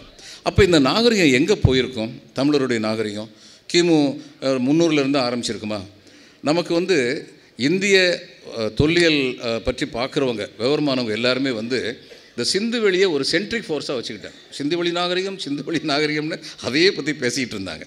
அங்கேருந்து தான் இங்கே வந்தது ஒரு கருத்து சொல்லப்பட்டது. கீழடி கண்டுபிடிச்ச உடனே ஒரு கருத்து சொல்லப்பட்டது, சிந்துவெளி நாகரிகத்தின் முடிவு தான் சங்க காலத்தின் தொடக்கம் அப்படின்னு சொல்லப்பட்டது. இது ரொம்ப தவறான ஒரு கருத்து. ஏன்னா கீழடி வர்ற வரைக்கும் நம்ம கிமு 6ஆவது நூற்றாண்டில் எழுத்துரு இருந்து நமக்கு தெரியாது. கீழடி வர்ற வரைக்கும் நமக்கு தெரியாது. So Keezhadi was only a beginning. அது ஒரு தொடக்கம். இன்னும் பண்ண வேண்டியது நிறையா இருக்குது. இப்போ சிவகலை இருக்குது, மயிலாடும் பாறை இருக்குது, அடுத்து வந்து கன்னியாகுமரி இருக்குது, பூம்புகார் இருக்குது. ஹெங்கல்னு சொல்லி ஒருத்தர் வந்து இங்கே வந்திருந்தார் ஒரு காலத்தில், ரொம்ப காலத்துக்கு முன்னாடி 2002லையோ 2012லையோ பெங்களூரில் எக்ஸிபிஷனில் வச்சார், ஃபோட்டோ எக்ஸிபிஷனில் வச்சார். அவர் வந்து கடல் ஆய்வு செய்கிறதுக்குன்னு வந்தார். அவர் உலகத்தில் பல பகுதிக்கு போயிருக்கார். தென் அமெரிக்காவுக்கு போயிருக்காரு. இந்த ஏன்ஷியன்ட் ரேசஸ்ன்னு எங்கெங்கெல்லாம் பார்க்குறாரோ அங்கெல்லாம் போய் அவர் ஆய்வு பண்ணியிருக்கார். இந்த சயின்டிஸ்ட், இந்த ஆய்வாளர்கள் இவங்க வந்து அவங்களுக்கு ஒரு பெரிய இன்டெகிரிட்டி, ஒரு நேர்மை உண்டு. தாங்கள் எதை கண்டுபிடிச்சாங்களோ அதை சக்சீட் ஆகிறவங்க, அதை தொடர்ந்து நடத்தணும்னு நினைக்கிறவங்ககிட்ட எல்லா விவரத்தையும் கொடுத்துருவாங்க. கோவாவில் வந்து நம்முடைய மேரிடைம் ரிசர்ச் பியூரோ வந்து இருக்குது, இன்ஸ்டியூட், கவர்மெண்ட் ஆஃப் இந்தியாவுடைய ரிசர்ச் இன்ஸ்டியூட் இருக்குது. அவங்க தான் முதல்ல பூம்புகாரை வந்து ஆய்வு பண்ணது. அப்போ அவங்ககிட்ட போய் இவருக்கு வந்து சேனல் 4ங்கிற பிபிசியுடைய சேனல் 4ம் அமெரிக்க ஐக்கிய நாடுகளிலிருந்து ஒரு டிவி ஸ்டேஷனை வந்து இவருக்கு ஃபினான்ஸ் பண்ணாங்க, பணம் கொடுத்து அனுப்பி வச்சாங்க. அப்போ இவர் வந்து அவங்ககிட்ட போய் கேட்டபோது அவங்க சொன்னாங்க, இது வரைக்கும் நாங்கள் ஆய்வு நடத்தியிருக்கோம், இதுக்கு மேலே எங்கள்கிட்ட வந்து பணம் இல்லாதனால இப்போ நடத்த முடியல, நீங்கள் மேற்கொண்டு நடத்துங்க அப்படின்னு சொல்லிட்டார். இவர் போனார். இவர் எழுதுகிறாரு, ஏறக்குறைய 15 கிலோமீட்டரோ என்னமோ கடல் பூம்புகார்லேருந்து கடலுக்குள்ளே போய் ஒரு பெரிய ஸ்ட்ரக்சர் ஒன்று கண்டுபிடிச்சார். பெரிய ஸ்ட்ரக்சர், ஒரு கான்ஃபரன்ஸ் ஹால் மாதிரி ஒன்று. பார்த்த உடனே அதிலிருந்து அந்த கார்பன் டேட்டிங்குக்காக வேண்டி இதை எடுத்துகிட்டு வந்தார். எடுத்துகிட்டு வந்து அப்படியே அனுப்பி வச்சார். கார்பன் டேட்டிங்கில் வந்து இது 15,000 ஆண்டுகளுக்கு முற்பட்டதுன்னு வந்தோன்னே பயந்துட்டார். ஏன்னா அது வரைக்கும், ஏன் இன்றைக்கி வரைக்கும் உலக நாகரிகத்திலேயே பழமையான நாகரிகம் மாயன் நாகரிகம், மாயன் சிவிலைசேஷன், சவுத் அமெரிக்காவுடைய மாயன் சிவிலைசேஷன் அப்படின்னு நம்பப்படுது. அது 10,000 வருஷத்துக்கு முந்தினது தான். 15,000 வருஷத்துக்கு முந்தினது நம்ம ஏதோ டெஸ்ட்டில் தப்பு பண்ணிட்டோன்னு இன்னொருத்தனுடைய நண்பர் கடல் ஆய்வாளர் அவர்கிட்ட அனுப்பி வச்சார். இது கொஞ்சம் சரியாக கண்டுபிடி சொல்லுப்பா, எனக்கு கொஞ்சம் குழப்பமாக இருக்குன்னு. அவர் ஆய்வு பண்ணிவிட்டு அவர் சொன்னார், நீ சரியாக பண்ணலை, தப்பு தான், அது 15,000 இல்லை, அது 15,500 ஆண்டுகளுக்கு முற்பட்டது அப்படின்னு சொல்லி அவர் சொன்னார். ஆனால் 2 நாள் தான் இருந்ததுங்கிறதுனால இவரால் வந்து இது மேன்மேடு ஸ்ட்ரக்சராக நேச்சுரலி ஃபார்ம்டு ஸ்ட்ரக்சரானு உறுதிப்படுத்த முடியலை. அப்போ இதுலேருந்து நமக்கு என்ன தெரியுதுன்னா, நிறைய விஷயங்கள் இன்னும் கடலுக்கு அடியில் இருக்கின்றன, சரியான ஆய்வு மேற்கொள்ளப்படவில்லை. அதனால் அங்கேருந்து வந்துச்சு, இது சிந்து வெளி நாகரிகத்தில் தான் நம்ம நாகரிகம் வந்துச்சு அப்படிங்கிற கூற்று சரி கிடையாது. இன்னும் சொல்லப்போனால் குஜராத் இதிலெல்லாம் கண்டுபிடிச்சதை நம்மளாம் இதெல்லாம் நம்பிக்கிட்டு இருந்தோம். இப்போ இங்கே உங்கள் எக்ஸிபிஷனில் சொல்கிறது அத்தனையும் நானும் நம்பினது. 18 லட்சம் சதுர மைல் பரப்பளவுக்கு வந்து ஹரப்பா நாகரிகம் இருந்தது அப்படின்னு சொல்லப்பட்டது. ஆனால் இன்றைக்கி என்ன சொல்கிறாங்க, இல்லை, it was not Harappa civilisation, there were many civilisations coexistent in India at the same time. இதுதான் உண்மை. இப்படித்தான் நம்முடைய நாகரிகமும், நம்ம சிந்துவெளி நாகரிகத்திலேருந்து எதையும் பிடிக்கலை, சிந்துவெளி நாகரிகம் நம்மகிட்டருந்து எதையும், சில விஷயத்தை வாங்கியிருக்காங்க, நம்மளும் வாங்கியிருக்கோம். ஆனால் நாகரிக தோற்றுவாய்ங்கிறது அங்கேருந்து நம்ம வாங்கலை, இங்கேருந்து அங்கே போகல. ரெண்டுமே வந்து சைமல்டேனியஸ்லி எக்ஸிஸ்டிங் பேரலல் சிவிலைசேஷனாக இருந்திருக்கு. அதனால தான் இங்கே வந்து அயன் ஏஜ் இருந்த நேரத்தில் அங்கே வந்து செம்பு இருந்தது. இப்போ செம்பு அங்கே இருந்தபோது ஏன் இங்கே அயன் இருந்ததுன்னா, ரொம்ப சுருக்கம், இங்கே வந்து அயன் அவைலபிலிட்டி அதிகமாக இருந்தது, அங்கே வந்து செம்பு அவைலபிலிட்டி அதிகமாக இருந்தது. முதல்ல வந்து தொல்லியல் ஆய்வாளர்கள் என்ன நினச்சாங்கன்னா, முதல்ல வந்தது வந்து காப்பர், அதுக்கப்புறம் வந்து இது பிரான்ஸு, அதுக்கப்புறம் வந்தது அயன், இப்படி வந்து அவங்க வந்து ஒரு வரையறை வச்சுருந்தாங்க. ஆனால் இப்போ உள்ள தொல்லியல் ஆய்வு வந்து என்ன சொல்லுதுன்னா, அப்படி இல்லை, ஒரே காலகட்டத்தில் ஒரு இடத்தில் செம்பு நாகரிகம், இன்னொரு இடத்தில் இரும்பு நாகரிகம் இருந்திருக்க முடியும் அப்படின்னு சொல்லி வரையறுத்திருக்காங்க.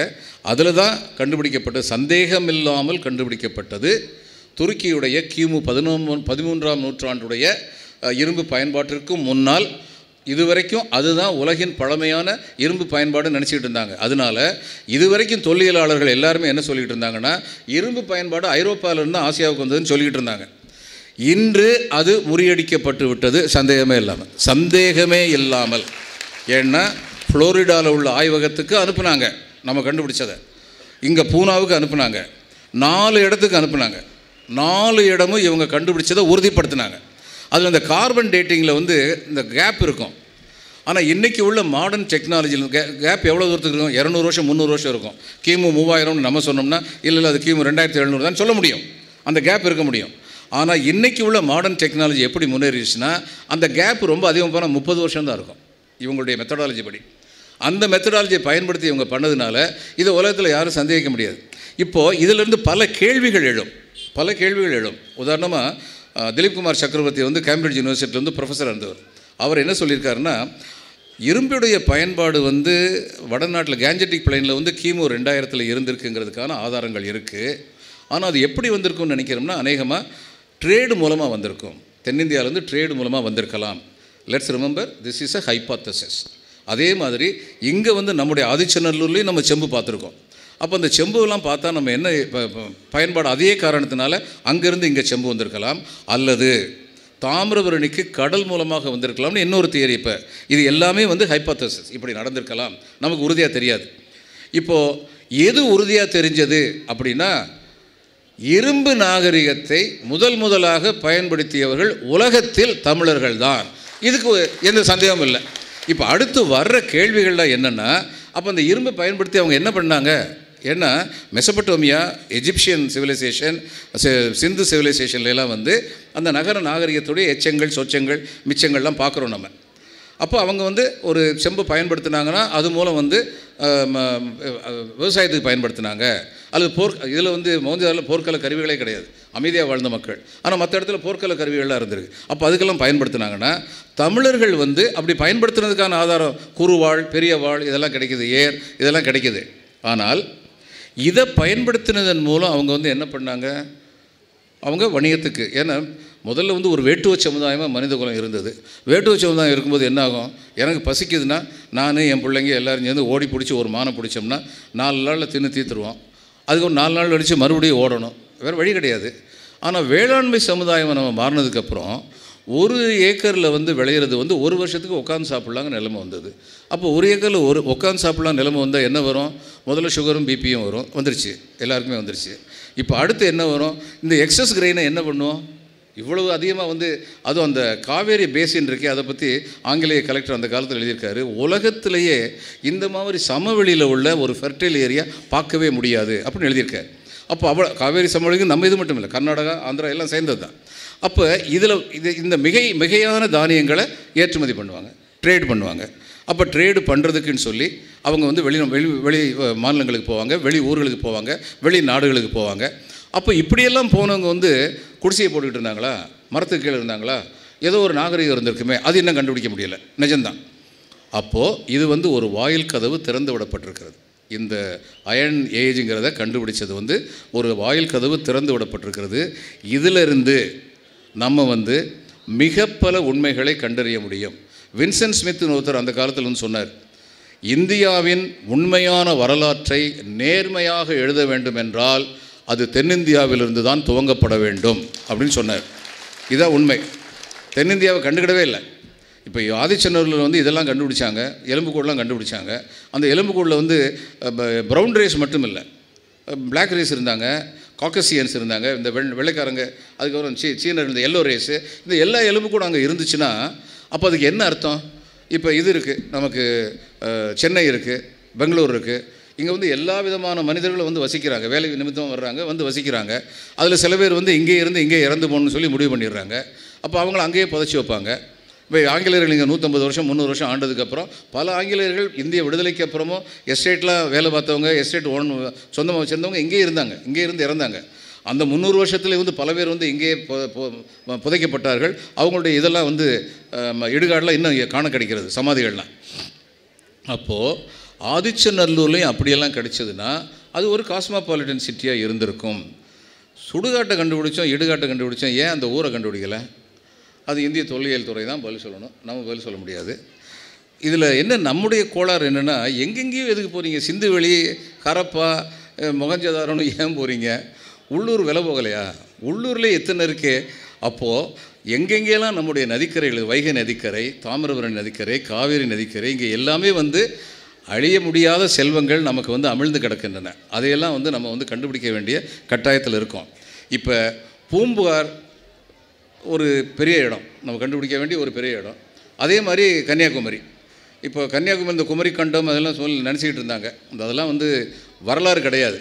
அது வந்து இளங்கோவடிகள் வந்து எழுதினார், பகுருளி ஆறு, அதுக்கப்புறம் வந்து குமரி கண்டம் எல்லாம் வந்து கடல் கூட்டத்தில் அழிஞ்சு போச்சுன்னு எழுதினார். உடனடியாக பிடிச்சிக்கிட்டாங்க. இளங்கோவடிகளே சொல்லியிருக்காரு தெரியுமா அப்படின்னாங்க. நான் கேட்குறேன், இவர் கல்கியோடு தான் சொல்லியிருக்காரு, பாண்டிய நாட்டு ஆபத்து உதவிகளுந்து ஆதித்த கரிகாலனை கொண்டாங்கன்னு சொல்லியிருக்காரு. அது உண்மை இல்லையே. பாண்டிய நாட்டு ஆபத்து உதவிகளுக்கும் கரிகாலன் கொல்லப்பட்டதுக்கும் சம்மந்தமே கிடையாது. ராஜஸ்தானிலிருந்து ராஜேந்திர சோழன் வந்து மறை ஓதுவர்கள் வந்து கூட்டு வந்தது காரணம், உள்ளூர்காரன் நம்ப முடியாது, போட்டு தள்ளிடுவான் அப்படின்னு சொல்லி அங்கேருந்து கூட்டு வந்தான். அந்த ஊர் மகாராஜாவுடைய மகளை வந்து கல்யாணம் பண்ணிவிட்டு அதை பற்றின கல்வெட்டு வந்து இன்றைக்கி வரைக்கும் நமக்கு கங்கை கொண்ட சோழபுரத்தில் இருக்குது. அப்போது உண்மை என்னென்னா, சோழர்கள் வந்து இந்த மாதிரி வந்து இடைக்காலத்தில் வந்தாங்க. ஆனால் பூம்புகார் வந்து கடல் கொண்டதுன்னு நம்புறதுக்கு காரணம் என்ன? ஒரு உண்மை பாருங்கள், பெங்களூர் சிட்டியிலிருந்து மட்டும் கர்நாடகத்துக்கு வந்து கர்நாடக அரசுக்கு வர ரெவென்யூவில் 70லேருந்து 80 விழுக்காடு பெங்களூருங்கிற ஒரு சிட்டியிலேருந்து வருது. ஹோல் ஆஃப் கர்நாடகாவிலேருந்து, ஒரே ஒரு சிட்டியிலேருந்து.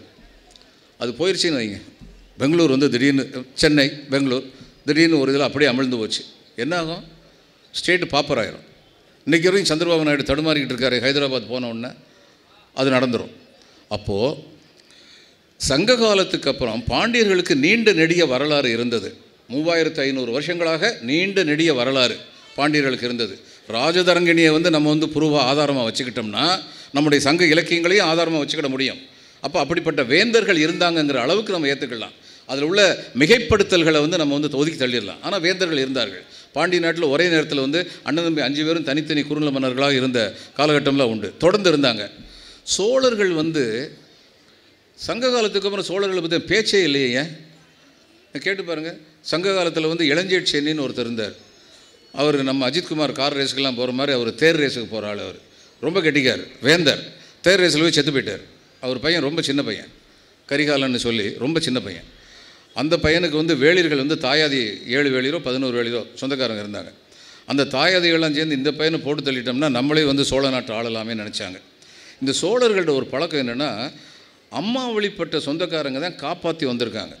இப்போ ஆதித்த கரிகாலனை காப்பாற்றி இருந்தது வந்து மலையமான், திருக்கோவிலரை ஆண்ட மலையமான் வந்து ஆதித்த கரிகாலனுடைய தாய் வழி பாட்டன். அவர் வந்து இந்த குழந்தைக்கு மதுராந்தகன் வந்து பட்டத்துக்குன்னு சொல்லி 4 பேர் பேசுவான், பிரச்சனை வந்துடும். ஏன்னா கண்டராதித்தருடைய பையன் மதுராந்தகன், கண்டராதித்தருடைய தம்பி பையன்தான் சுந்தர சோழர். கண்டராதித்தருக்கு கடைசி காலத்தில் குழந்தை பிறந்தது. அதனால் அரிஞ்சய சோழன்னு தன்னுடைய தம்பிக்கு வந்து பட்டம் ஏற்றினார். அதுக்கு முன்னாடி இன்னொருத்தர் இருந்தான், ஆதித்தன் இருந்தான். அவன் வந்து இதில் வந்து போர்க்களத்தில் வந்து இறந்து போயிட்டான். அதுக்கப்புறம் வந்து இவர் அரிஞ்சய சோழருக்கு வந்து பட்டம் கொடுத்தாங்க, அவர் இறந்து போயிட்டார். அரிஞ்சய சோழருடைய பையன் சுந்தர சோழர் வந்து அதுக்கப்புறம் பட்டம் ஏறினார். இந்த சுந்தர சோழர் என்ன பண்ணார், நம்ம பையனுக்கு சீக்கிரமாக பட்டத்தை ஏற்றிடுவோன்னு சொல்லி அவனை அவசர அவசரமாக இளவரசு பட்டம் சூட்டி விட்டார். அப்போ மதுராந்தகன் கண்டராயத்துடைய பையன் என்ன யோசிச்சார்னா, சட்டப்படி இது எனக்கு தானே வர வேண்டியது, நீ ஒரு இன்டரிம் அரேஞ்ச்மெண்ட்டு தானே, இடைக்கால நிவாரணம் எப்படி முழுசாக வந்துட்டேன்னு சொல்லி அவருக்கு ஆசை வந்துருச்சு. இந்த ஆசையெல்லாம் பார்த்துட்டு தான் பெரியவர் வந்து பையனுக்கு வந்து உயிருக்கு ஆபத்து வந்துடும்னு சொல்லிட்டு ஆதித்த கரிகாலன் வந்து தன்னுடைய பாதுகாப்பில் வச்சுருந்தார். அவர் பாதுகாப்பில் இருந்த வரைக்கும் பையன் பத்திரமா தான் இருந்தான். அதுக்கப்புறம் இங்கே இளவரசு பட்டம் சூட்டி வந்ததுக்கப்புறம் தான் உள்ளூரில் இருந்த சில பேரால் வந்து கொல்லப்பட்டான்.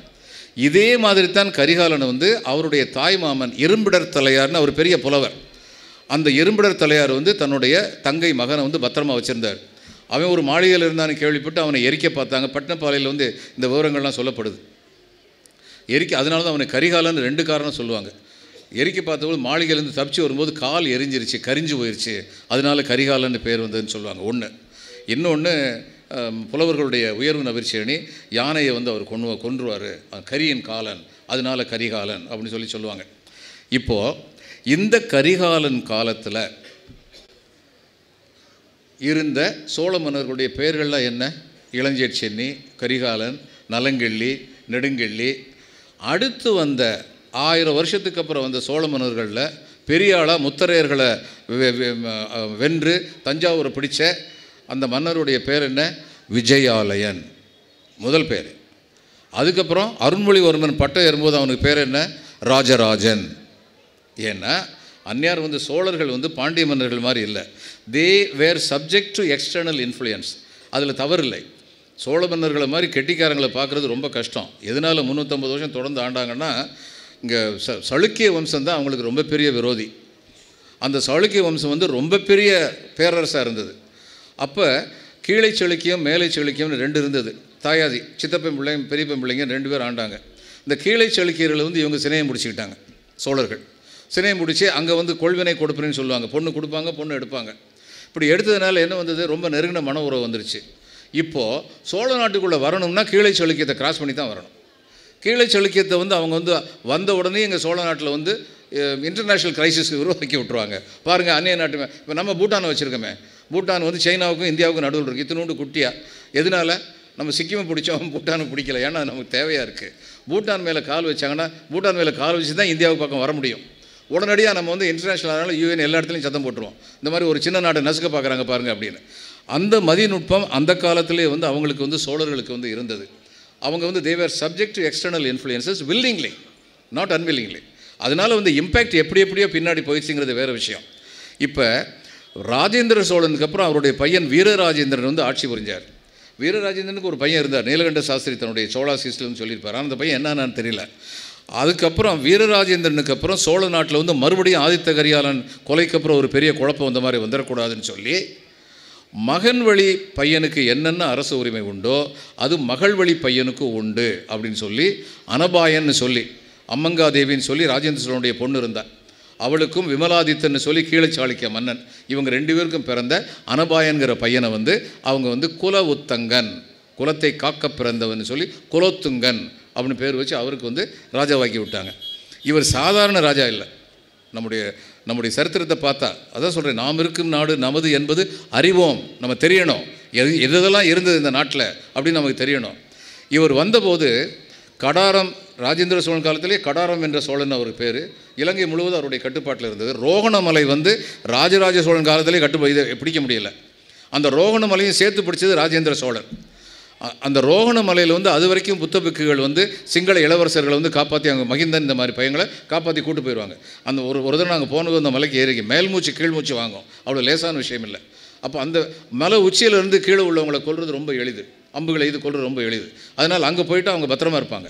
அந்த இடத்துலையும் போய் ராஜேந்திர சோழன் வந்து அதை வென்றார். இன்றைக்கி நம்ம வந்து நிக்கோபார்னு சொல்கிறோமே, அது அந்த காலத்தில் மானக்கவாரம் அப்படின்னு அதுக்கு பேர். அங்கே போய் ஜெயிச்சுட்டு வந்தார், கடாரத்தை ஜெயிச்சுட்டு வந்தார். இப்போ இவர் வந்து சேர்ந்தபோது பார்த்தாரு கடாரம், அதுக்கப்புறம் இங்கே வந்து திரிகோணமலை, இந்த ரெண்டும் இந்த cost of governance is more than the economic returns. அதுகளுடைய நிர்வாக செலவு வந்து அதில் வர வருமானத்தை விட அதிகமாக இருந்தது. அப்போ அவர் என்ன பண்ணார், ரொம்ப முன்னேற்பாடாக he gave them the right to voluntarily cede away from his empire. நீங்கள் விடுதலையாக தன்னாட்சியோடு இருந்துக்கோங்க. அதில் என்ன வசதி, சொல்லாமல் கொள்ளாமல் சண்டை போடாமல் நமக்கு விடுதலை கொடுத்த பெரிய மனுஷன் சொல்லி இவர் மேலே ரொம்ப லாயலாக இருந்தாங்க. இவருக்கு செலவு மிச்சமாயிடுச்சு, அனாவசியமான செலவு இவருக்கு இல்லாமல் போயிடுச்சு. ஆனால் இதில் இடைஞ்சல் என்ன வந்ததுன்னா, பூம்புகாருக்கு அடுத்து சோழர்களுக்குன்னு சொல்லி ஒரு தனி துறைமுகம் கிடையாது, அவங்களுக்கு கிடையாது. அப்போ இந்த துறைமுகங்கள் வந்து அவங்களுடைய வியாபாரத்துக்கு ரொம்ப பெரிய விஷயமா இருந்தது. அது இல்லாமல் போனோடனே புதுசாக ஒரு துறைமுகம் கண்டுபிடிக்கணும் அப்படின்னு சொன்ன உடனே அங்கே மந்திரி பிரதானெல்லாம் போய் கண்டுபிடிச்சாங்க. கலிங்க தேசத்துக்கு ஆட்சிக்கு உட்பட்ட ஒரு பிரதேசம் வந்து அற்புதமான இயற்கை துறைமுகம் உள்ள ஒரு பிரதேசமாக இருந்தது. அதை நம்ம டெவலப் பண்ணலான்னு சொன்னோன்னே இவர் சரி நீங்கள் வந்து அதை துறைமுகம் ஆக்குங்கன்னு சொன்னோன்னே அது துறைமுகம் ஆக்கிட்டாங்க. ஆக்கிட்டு மன்னர்கிட்ட வந்து சொன்னாங்க, நீங்கள் இல்லைன்னா இப்படிப்பட்ட ஒரு அழகான துறைமுகம் பூம்புகாருக்கு அப்புறம் சோழ நாட்டுக்கு கிடச்சிருக்காது, அதனால் இதுக்கு வந்து குலோத்துங்க சோழப்பட்டினம் அப்படின்னு பேர் வைக்கணும் அப்படின்னு சொல்லி கேட்டாங்க.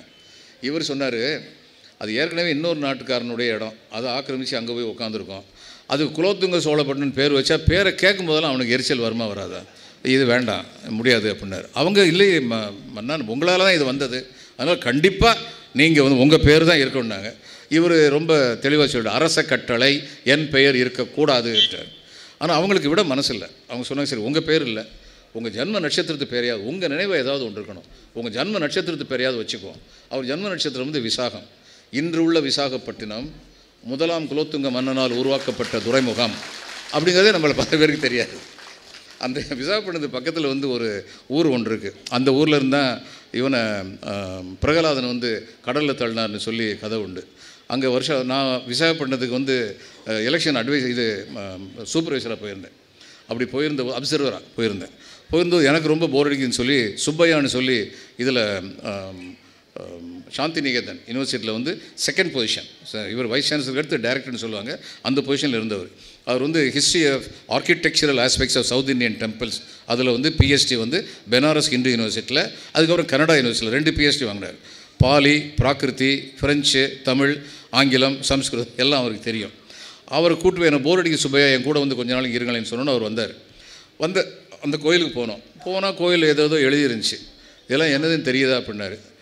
தெரியுது, இது தமிழ் வட்டெழுத்துன்னு. வட்டெழுத்தில் என்ன எழுதியிருக்குன்னாரு. எனக்கு அந்த அளவுக்கு தெரியாது அப்படின்னேன். எனக்கு தெரியும், சாயந்தரம் உங்கள்கிட்ட சொல்கிறேன் அப்படின்னார். சாயந்தரம் சொன்னார், ஆதாரம் அந்த வட்டெழுத்தில் எழுதப்பட்டிருக்கிறது, குலோத்துங்க சோழன் தான் இந்த விசாகப்பட்டினம் என்ற துறைமுகத்தை நிறுவினார் அப்படின்னு சொல்லி எழுதப்பட்டிருக்கு. அப்போது இப்படிப்பட்ட பெருமைகள் எல்லாம் உடையதாகத்தான் நாம் வாழ்ந்தோம், வளர்ந்தோம். ஆனால் அதுக்கப்புறம் வந்து என்ன காரணத்தினால நம்ம கீழே போயிட்டோன்னு சொல்லி யோசித்தா முக்கியமான ஒரு காரணம் என்னென்னா, the Tamils we believed in trade and commerce.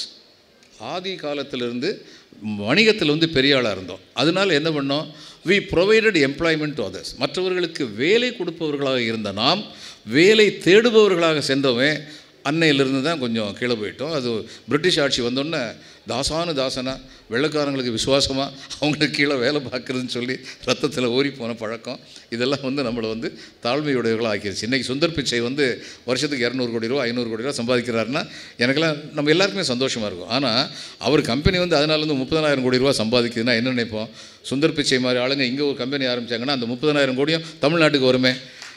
So this is what is important. Instead of being job seekers, we should become job providers அப்படிங்கிறது வந்து ரொம்ப ரொம்ப முக்கியமான விஷயம். நம்ம எல்லாருமே வந்து பாரதிதாசன் வந்து ரொம்ப ரொம்ப பாராட்டுறதுக்கு பல காரணங்கள் இருக்குது. இப்போ 3 புலவர்கள் வந்து சென்ற நூற்றாண்டில் தமிழகத்தில் 3 பேர் மிக அதிகமாக அறியப்பட்டார்கள். பாரதியார், பாரதிதாசன், கண்ணதாசன். இந்த 3 பேருமே எழுத்து திறமை மிக்கவர்கள். ஆனால் துரதிர்ஷ்டவசமான விஷயம் என்னென்னா, அவங்களுடைய எழுத்து திறமைக்காக முதல்ல அவங்களுக்கு மரியாதை கிடைக்கல. அவங்களுடைய கொஞ்சம் அரசியல் பேச வேண்டியிருக்கு, வேறு வழி இல்லை. அவங்கள சில அரசியல் கட்சிகள் சுவீகாரம் எடுத்துக்கிட்டாங்க. அதனால தான் பாரதியாரை வந்து காங்கிரஸ் சுவீகாரம் எடுத்த உடனே பாரதிதாசனை திராவிட முன்னேற்ற கழகம் சுவீகாரம் எடுத்துக்கிட்டாங்க. கண்ணதாசன் எல்லா கட்சியும் சுவீகாரம் எடுத்துக்கிட்டார். அவர் ரொம்ப பெரியவர், ரொம்ப கெட்டிக்கார். இந்த 3 பேருடைய கவிதை பார்த்திங்கன்னா, நினைக்க வேண்டியதை பாடியவர் பாரதியார். அவர் வானில் பறக்கும் புள்ளலாம் நான், மண்ணில் தெரியும் விலங்கலாம் நான், காணிழல் வளரும் செடியெல்லாம் நான், காற்றும் புனலும் கடலுமே நான், நான் எனும் பொய்யை நடத்துவோன் நான், ஞானச் சுடர்வானில் மின்னுவோன் நான், ஆன பொருள்கள் அனைத்தினும் ஒன்றாய் அறிவாய் விளங்கும் முதல் ஜோதி நான் அப்படின்னு தத்துவம் பேசினார்னா, நம்ம இந்திய நாடு யாரால் காப்பாற்றப்படுகிறது அப்படிங்கிறது வந்து சொல்லுவார். செந்தமிழ்நாட்டு தாயின் மணிக்கொடி பாரீர், அதை தாழ்ந்து பணிந்து புகழ்ந்திட வாரின்னு சொல்லும்போது, செந்தமிழ்நாட்டு பொருணர் கொடுந்தீக்கண் மறவர், சேரண்டன் வீரர், சிந்தை துணிந்த தெலுங்கர், சேரனுக்கே பணி செய்திடு துளுவர், கன்னட ரொட்டியரோடு போரில் காலனு மஞ்ச கலக்கும் மராட்டர், பொன்னகர் தேவர்கள் ஒப்பு நிற்கும் பொற்புடையார் ஹிந்துஸ்தானத்து மல்லர், பூதலம் முற்றிடு வரையும் அறப்போர் விரல் யாவும் மரப்பூர் வரையும், மாதர்கள் கற்புள்ள வரையும் பாரில் மறைவரும் கீர்த்திகொள் ரஜபுத்திர வீரர், பஞ்சநதத்து பிறந்தாரோடு முன்னை பார்த்தன் முதல் பலர் வாழ்ந்த நன்னாட்டார், துஞ்சும் பொழுதினும் தாயின் பத தொண்டு நினைந்திடும் வங்கத்தினோர் அப்படின்னு அப்படியே சொல்லுவார். இந்திய நாட்டில் யார் யாரெல்லாம் ஜாதி மத இனம் இல்லாமல் எல்லாரும் என்னாடு என்னாடு, ஏன்னா அன்றைக்கி காமன் எனிமி தான் இருந்தாங்க, ஒரே ஒரு விரோதி தான், பிரிட்டிஷ்காரனை விரட்டணும், அதுதான் இருந்தது. அப்போ நினைக்க வேண்டியதை பாடியவர் பாரதியார். அவருடைய எல்லா பாடலையும் பார்த்தாலுமே நமக்கு அது வந்து தெரியும். நினைத்ததை பாடியவர் பாரதிதாசன். உணர்ச்சி பொங்க அவர் வந்து சொல்லும்போது, ஆனால் எல்லோரும் வந்து பாரதிதாசன் தமிழ் தமிழ் தமிழ்னு பேசினான்னு மட்டும்தான் நம்ம பார்க்குறோம். அதுக்கு பின்னாடி ரொம்ப முக்கியமான விஷயம்லாம் சொல்லியிருக்கார். எங்கள் வாழ்வும் எங்கள் வளமும் மங்காத தமிழென்று சங்கே முழங்கு, இதை மட்டும்தான் மனப்பாடம் பண்ணி வச்சுருக்கோம். அடுத்து இன்னொன்று சொன்னார், எங்கள் பகைவர் எங்கோ மறைந்தார், இங்குள்ள தமிழர்கள் ஒன்றாதல் கண்டு. அது ரொம்ப முக்கியம். அவர் இன்னொன்று சொன்னார், வீரத்தமிழன் வெறிகொண்டெழுந்தான், உறக்க கேட்டான் உயிரோ நம் தமிழ், அகிலம் கிழிய ஆமாம் என்றனர், ஒற்றுமை என்றான் நற்றேன் என்றனர். எல்லா இடத்துலையும் தமிழர் ஒற்றுமையாக இருக்கணும். திங்களோடும் செழும்பிரதி தன்னோடும் விண்ணோடும் ஒடுக்களோடும் மங்குல் கடல் இவற்றோடும் பிறந்த தமிழோடு பிறந்தோம், நாங்கள் ஆண்மை சிங்கத்தின் கூட்டம் என்று சிறியோர்க்கு ஞாபகம் செய் முழங்கு சங்கே அப்படின்னு சொன்ன அந்த பாரதிதாசன், சங்கு தொடர்ந்து முழங்குறதுக்கு தேவையானது நம்முடைய ஒற்றுமை. அது பாரதியார் சொன்னார், ஒன்றுபட்டால் உண்டு வாழ்வே, இங்கு ஒற்றுமை நீங்கிடில் அனைவருக்கும் தாழ்வே. எந்தெந்த காரணத்தினாலாம் நம்ம கீழே போயிட்டோம் அப்படின்னு சொன்னார். கொஞ்சமோ பிரிவினைகள் 1 கோடி என்றால் அது பெரிதாமோ, 5 தலை பாம்பென்பான் மகன் அப்பன் 6 தலை என்று சொல்லிவிட்டால் நெஞ்சு கசந்திருப்பார், பின்பு நெடுநாள் இருவரும் பிரிந்திருப்பார். அட பாவிகளா, பாம்புக்கு 5 தலையாக இருந்தானே 6 தலையாக இருந்தானே, அப்பனும் பிள்ளையும் ஏன் சண்டை போடுறீங்க? ஆனால் சண்டை போட்டுக்கிட்டு இருந்தாங்க. இதை வந்து அவர் வந்து சுட்டி காட்டியிருப்பார். இப்போது இவங்களை ரசித்த நம்ம கண்ணதாசனையும் ரசிக்கிறோம். கண்ணதாசன் வந்து அந்தந்த நேரத்தில் என்னென்ன தோணுதோ அத்தனையும் பாடுவார். தமிழால் வாழ்ந்தேன்னு சொல்லி ரொம்ப அழகாக வந்து சொல்லியிருப்பார். தான் பெற்ற பிள்ளையை ஏன் பெற்றோம் என்று தான் தாயென்று மாண்டு போனாள், தகப்பனும் இப்பிள்ளை உருப்படாது என்று தான் தணலிலே வெந்து போனான், ஊன் பெற்று யானும் ஓர் உயிர் கொள்ள வைத்தவன் உயரத்தில் ஒளிந்து கொண்டான், உதிரத்தின் அணுவிலே தமிழென்னை மட்டுமே உறவாக வந்து நின்றாள், வான் பெற்ற பேறு போல் யான் பெற்ற தமிழினால் வாழ்கிறேன் வண்ணமையிலே, வளர்கின்ற கூந்தலை தென்றதாலாற்றிடும் மதுரை மீனாட்சி உமையே அப்படின்னு சொல்லி பாடியிருப்பார். அப்படி பாடினவர் இன்னொன்றும் பாடியிருக்கார். செந்தமிழ்நாடு என்னும் போதினிலே ஒரு தேள் வந்து கொட்டுது காதிலேன்னு பாடியிருக்கார். அவர் எல்லாம் பாடுவார். நம்ம அவர் எல்லாத்தையுமே ரசிக்கிறது காரணம் எதனால் ரசிக்கிறோம்னா, அந்த கவிதை திறனை ரசிக்கிறோம், அந்த கவிதை சொன்ன கொள்கையை ரசிக்கவில்லை. இது ரொம்ப முக்கியமான ஒரு விஷயம். வள்ளுவற்றை வந்து கவிதையை மட்டும் ரசிக்கலை, கவிதையில் சொன்ன கொள்கையும் ரசிக்கிறோம், ரசிக்க வேண்டும். அப்படிப்பட்ட ஒரு மனப்பான்மை நமக்கு வர வேண்டும். அப்படின்னா தான் இந்த நாடு வந்து யாருக்கு சொந்தம். இப்போ பாரதிதாசன் வந்து பெல்கணியம் அப்படிங்கிற ஒரு வடமொழி காவியத்தை வந்து புரட்சி கவி அப்படின்னு சொல்லி தமிழில் எழுதினார். அப்படி தமிழ் எழுதும்போது என்னென்னா, ராஜாவுடைய பொண்ணை வந்து இவர் கவிஞர் வந்து காதலிச்சிருவார். உடனே ராஜா இவருக்கு மரண தண்டனைன்றவர். மரண தண்டனை சொன்ன உடனே இவர் வந்து சரி போகும்போது கொஞ்சம் ஜனங்கள்கிட்ட பேசிட்டு போகிறேன்னு, சரி போ அப்படின்றவார். அதுதான் பெரிய தப்பு. இந்த ஷேக்ஸ்பியர் வந்து இதில் ஜூலியஸ் சீசர் எழுதுவார். இந்த இவங்கெல்லாம் சேர்ந்து புரூட்டஸ் இவங்கெல்லாம் சேர்ந்து இவரை ஜூலியஸ் சீசரை கொண்டுருவாங்க. கொண்டதுக்கப்புறம் புரூட்டஸ் ஒரு ஸ்பீச் கொடுப்பார். Not that I loved Caesar less but that I loved Rome more. நான் சீசரை குறைவாக அன்பு செலுத்தினேன் என்பது கிடையாது, ரோமின் மேல் இன்னும் அதிகமான அன்பு செலுத்தினேன் என்பதுதான் காரணம். தாங்கள் எதுக்காக வேண்டி ஜூலியஸ் சீசர் கொண்டோம் அப்படின்னு சொல்லிட்டு போயிடுவாங்க. உடனே எல்லாரும் ஆனரபிள் ஜென்டில்மேன் ஜனங்கள்லாம் சொல்லுவாங்க. அந்நேரம் இவர் வருவார், ஆண்டனி வருவார், மார்க் ஆண்டனி வந்து சொல்லுவார், I have come to bury Caesar not to praise him. இங்கு சீசரை புதைப்பதற்காக வந்திருக்கிறேன், புகழ்வதற்காக வரவில்லை. The good that men death is oft interred with bones. மனிதர்கள் செய்த நற்செயல்கள் அவர்களுடைய எலும்புகளோடு சேர்ந்து அமிழ்ந்து போய்விடுகின்றன அப்படின்னு ஆரம்பித்து சீசர் என்னென்னலாம் இதுக்கு ரோமுக்கு செஞ்சார்னு சொன்னோடனே சொல்கிறது மட்டும் இல்லை. And such a Caesar he was killed and those who kill is of course they are honourable gentlemen பார். கொஞ்ச நேரத்தில் க்ரௌட் வந்து ஆனரபிள் ஜென்டில்மென் குரூக்ஸ் மர்டரர்ஸ் அப்படின்னு சொல்லி அவங்களுக்கு எதிராக திரும்பிடுவாங்க. அப்படி திருப்பக்கூடிய வல்லமை வந்து அந்த கவிதைக்கு இருந்தது. ஷேக்ஸ்பியருடைய வல்லமை என்னென்னா, புரூட்டஸ் பேசுகிறது வந்து உரைநடையில் வச்சுருப்பார், மார்க் ஆண்டனி பேசுகிறத கவிதை நடையில் வச்சுருப்பார். அதே மாதிரி இங்கே பாரதிதாசன் வந்து சொல்லுவார், இவர் வந்து அந்த கவிஞர் வந்து சொல்லுவார், பேரன்பு கொண்டோரே பெரியோரே என் பெற்ற தாய்மாரே நல்லிளஞ்சிங்கங்காள் நீரோடை நிலங்கிழிக்க நெடுமரங்கள் நிறைந்து பெரும் காடாக்க பெருவிலங்கு நேரோடி வாழ்ந்திருக்க பருக்கை கல்லின் நெடுங்குன்றில் பிளஞ்சேற பாம்பு கூட்டம் போராடும் பாழ்நிலத்தை புதுக்கியவர் யார்? அந்த நாளில் அழகு நகருண்டாக்கி சிற்றோரும் வரப்படுத்த வயலும் 6 தேக்கிய நல் வாய்க்காலும் வகைப்படுத்தி நெற்சேர உழுது பயன் உழைத்த நிறையுழைப்பு தோள்களெல்லாம் எவரின் தோள்கள்? கற்பிளந்து மலைபிளந்து கனிகள் வெட்டி கருவியெல்லாம் செய்திருந்த கைதான் யார் கை? பொற்றுகளை கடல் முத்தை மணிக்குலத்தை போயெடுக்க அடக்கிய மூச்சு எவரின் மூச்சு? அக்கால உலகிருட்டை தலைகீழாக்கி அழகியதாய் வசதியதாய் செய்து தந்தார். இக்கால பிரிவுகள் அன்றிருந்தால் இருட்டுக்கு முன்னேற்றமாவதன்றி புக்கபயன் உண்டாமோ? பொழுதுதோறும் புனலுக்கும் மணலுக்கும் சேற்றினுக்கும் கக்குமிஷ பாம்பினுக்கும் பிளத்தினுக்கும் கடும்பசிக்கும் இடையறா நோய்களுக்கும் பலியாகி கால் கைகள் உடல்கள் சிந்தும் பச்சை ரத்தம் பரிமாறி இந்த நாட்டை சலியாத வருவாயும் உடையதாக தந்தது எவர்? அவரெல்லாம் இந்த நேரம் எலியாக முயலாக இருக்கின்றார்கள். ஏமாந்த காலத்தில் ஏற்றங்கொண்டோர் புலிவேஷம் போடுகின்றார்.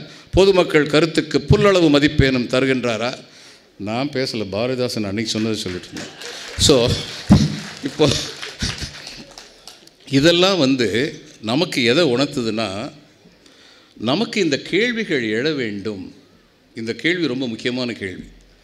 ஆட்சி புரிவோர் நமக்காக இருக்காங்க, அந்த உணர்வு நமக்கு இருக்கிற வரைக்கும் ஆட்சி புரிவோர் நமக்காக இருப்பாங்க.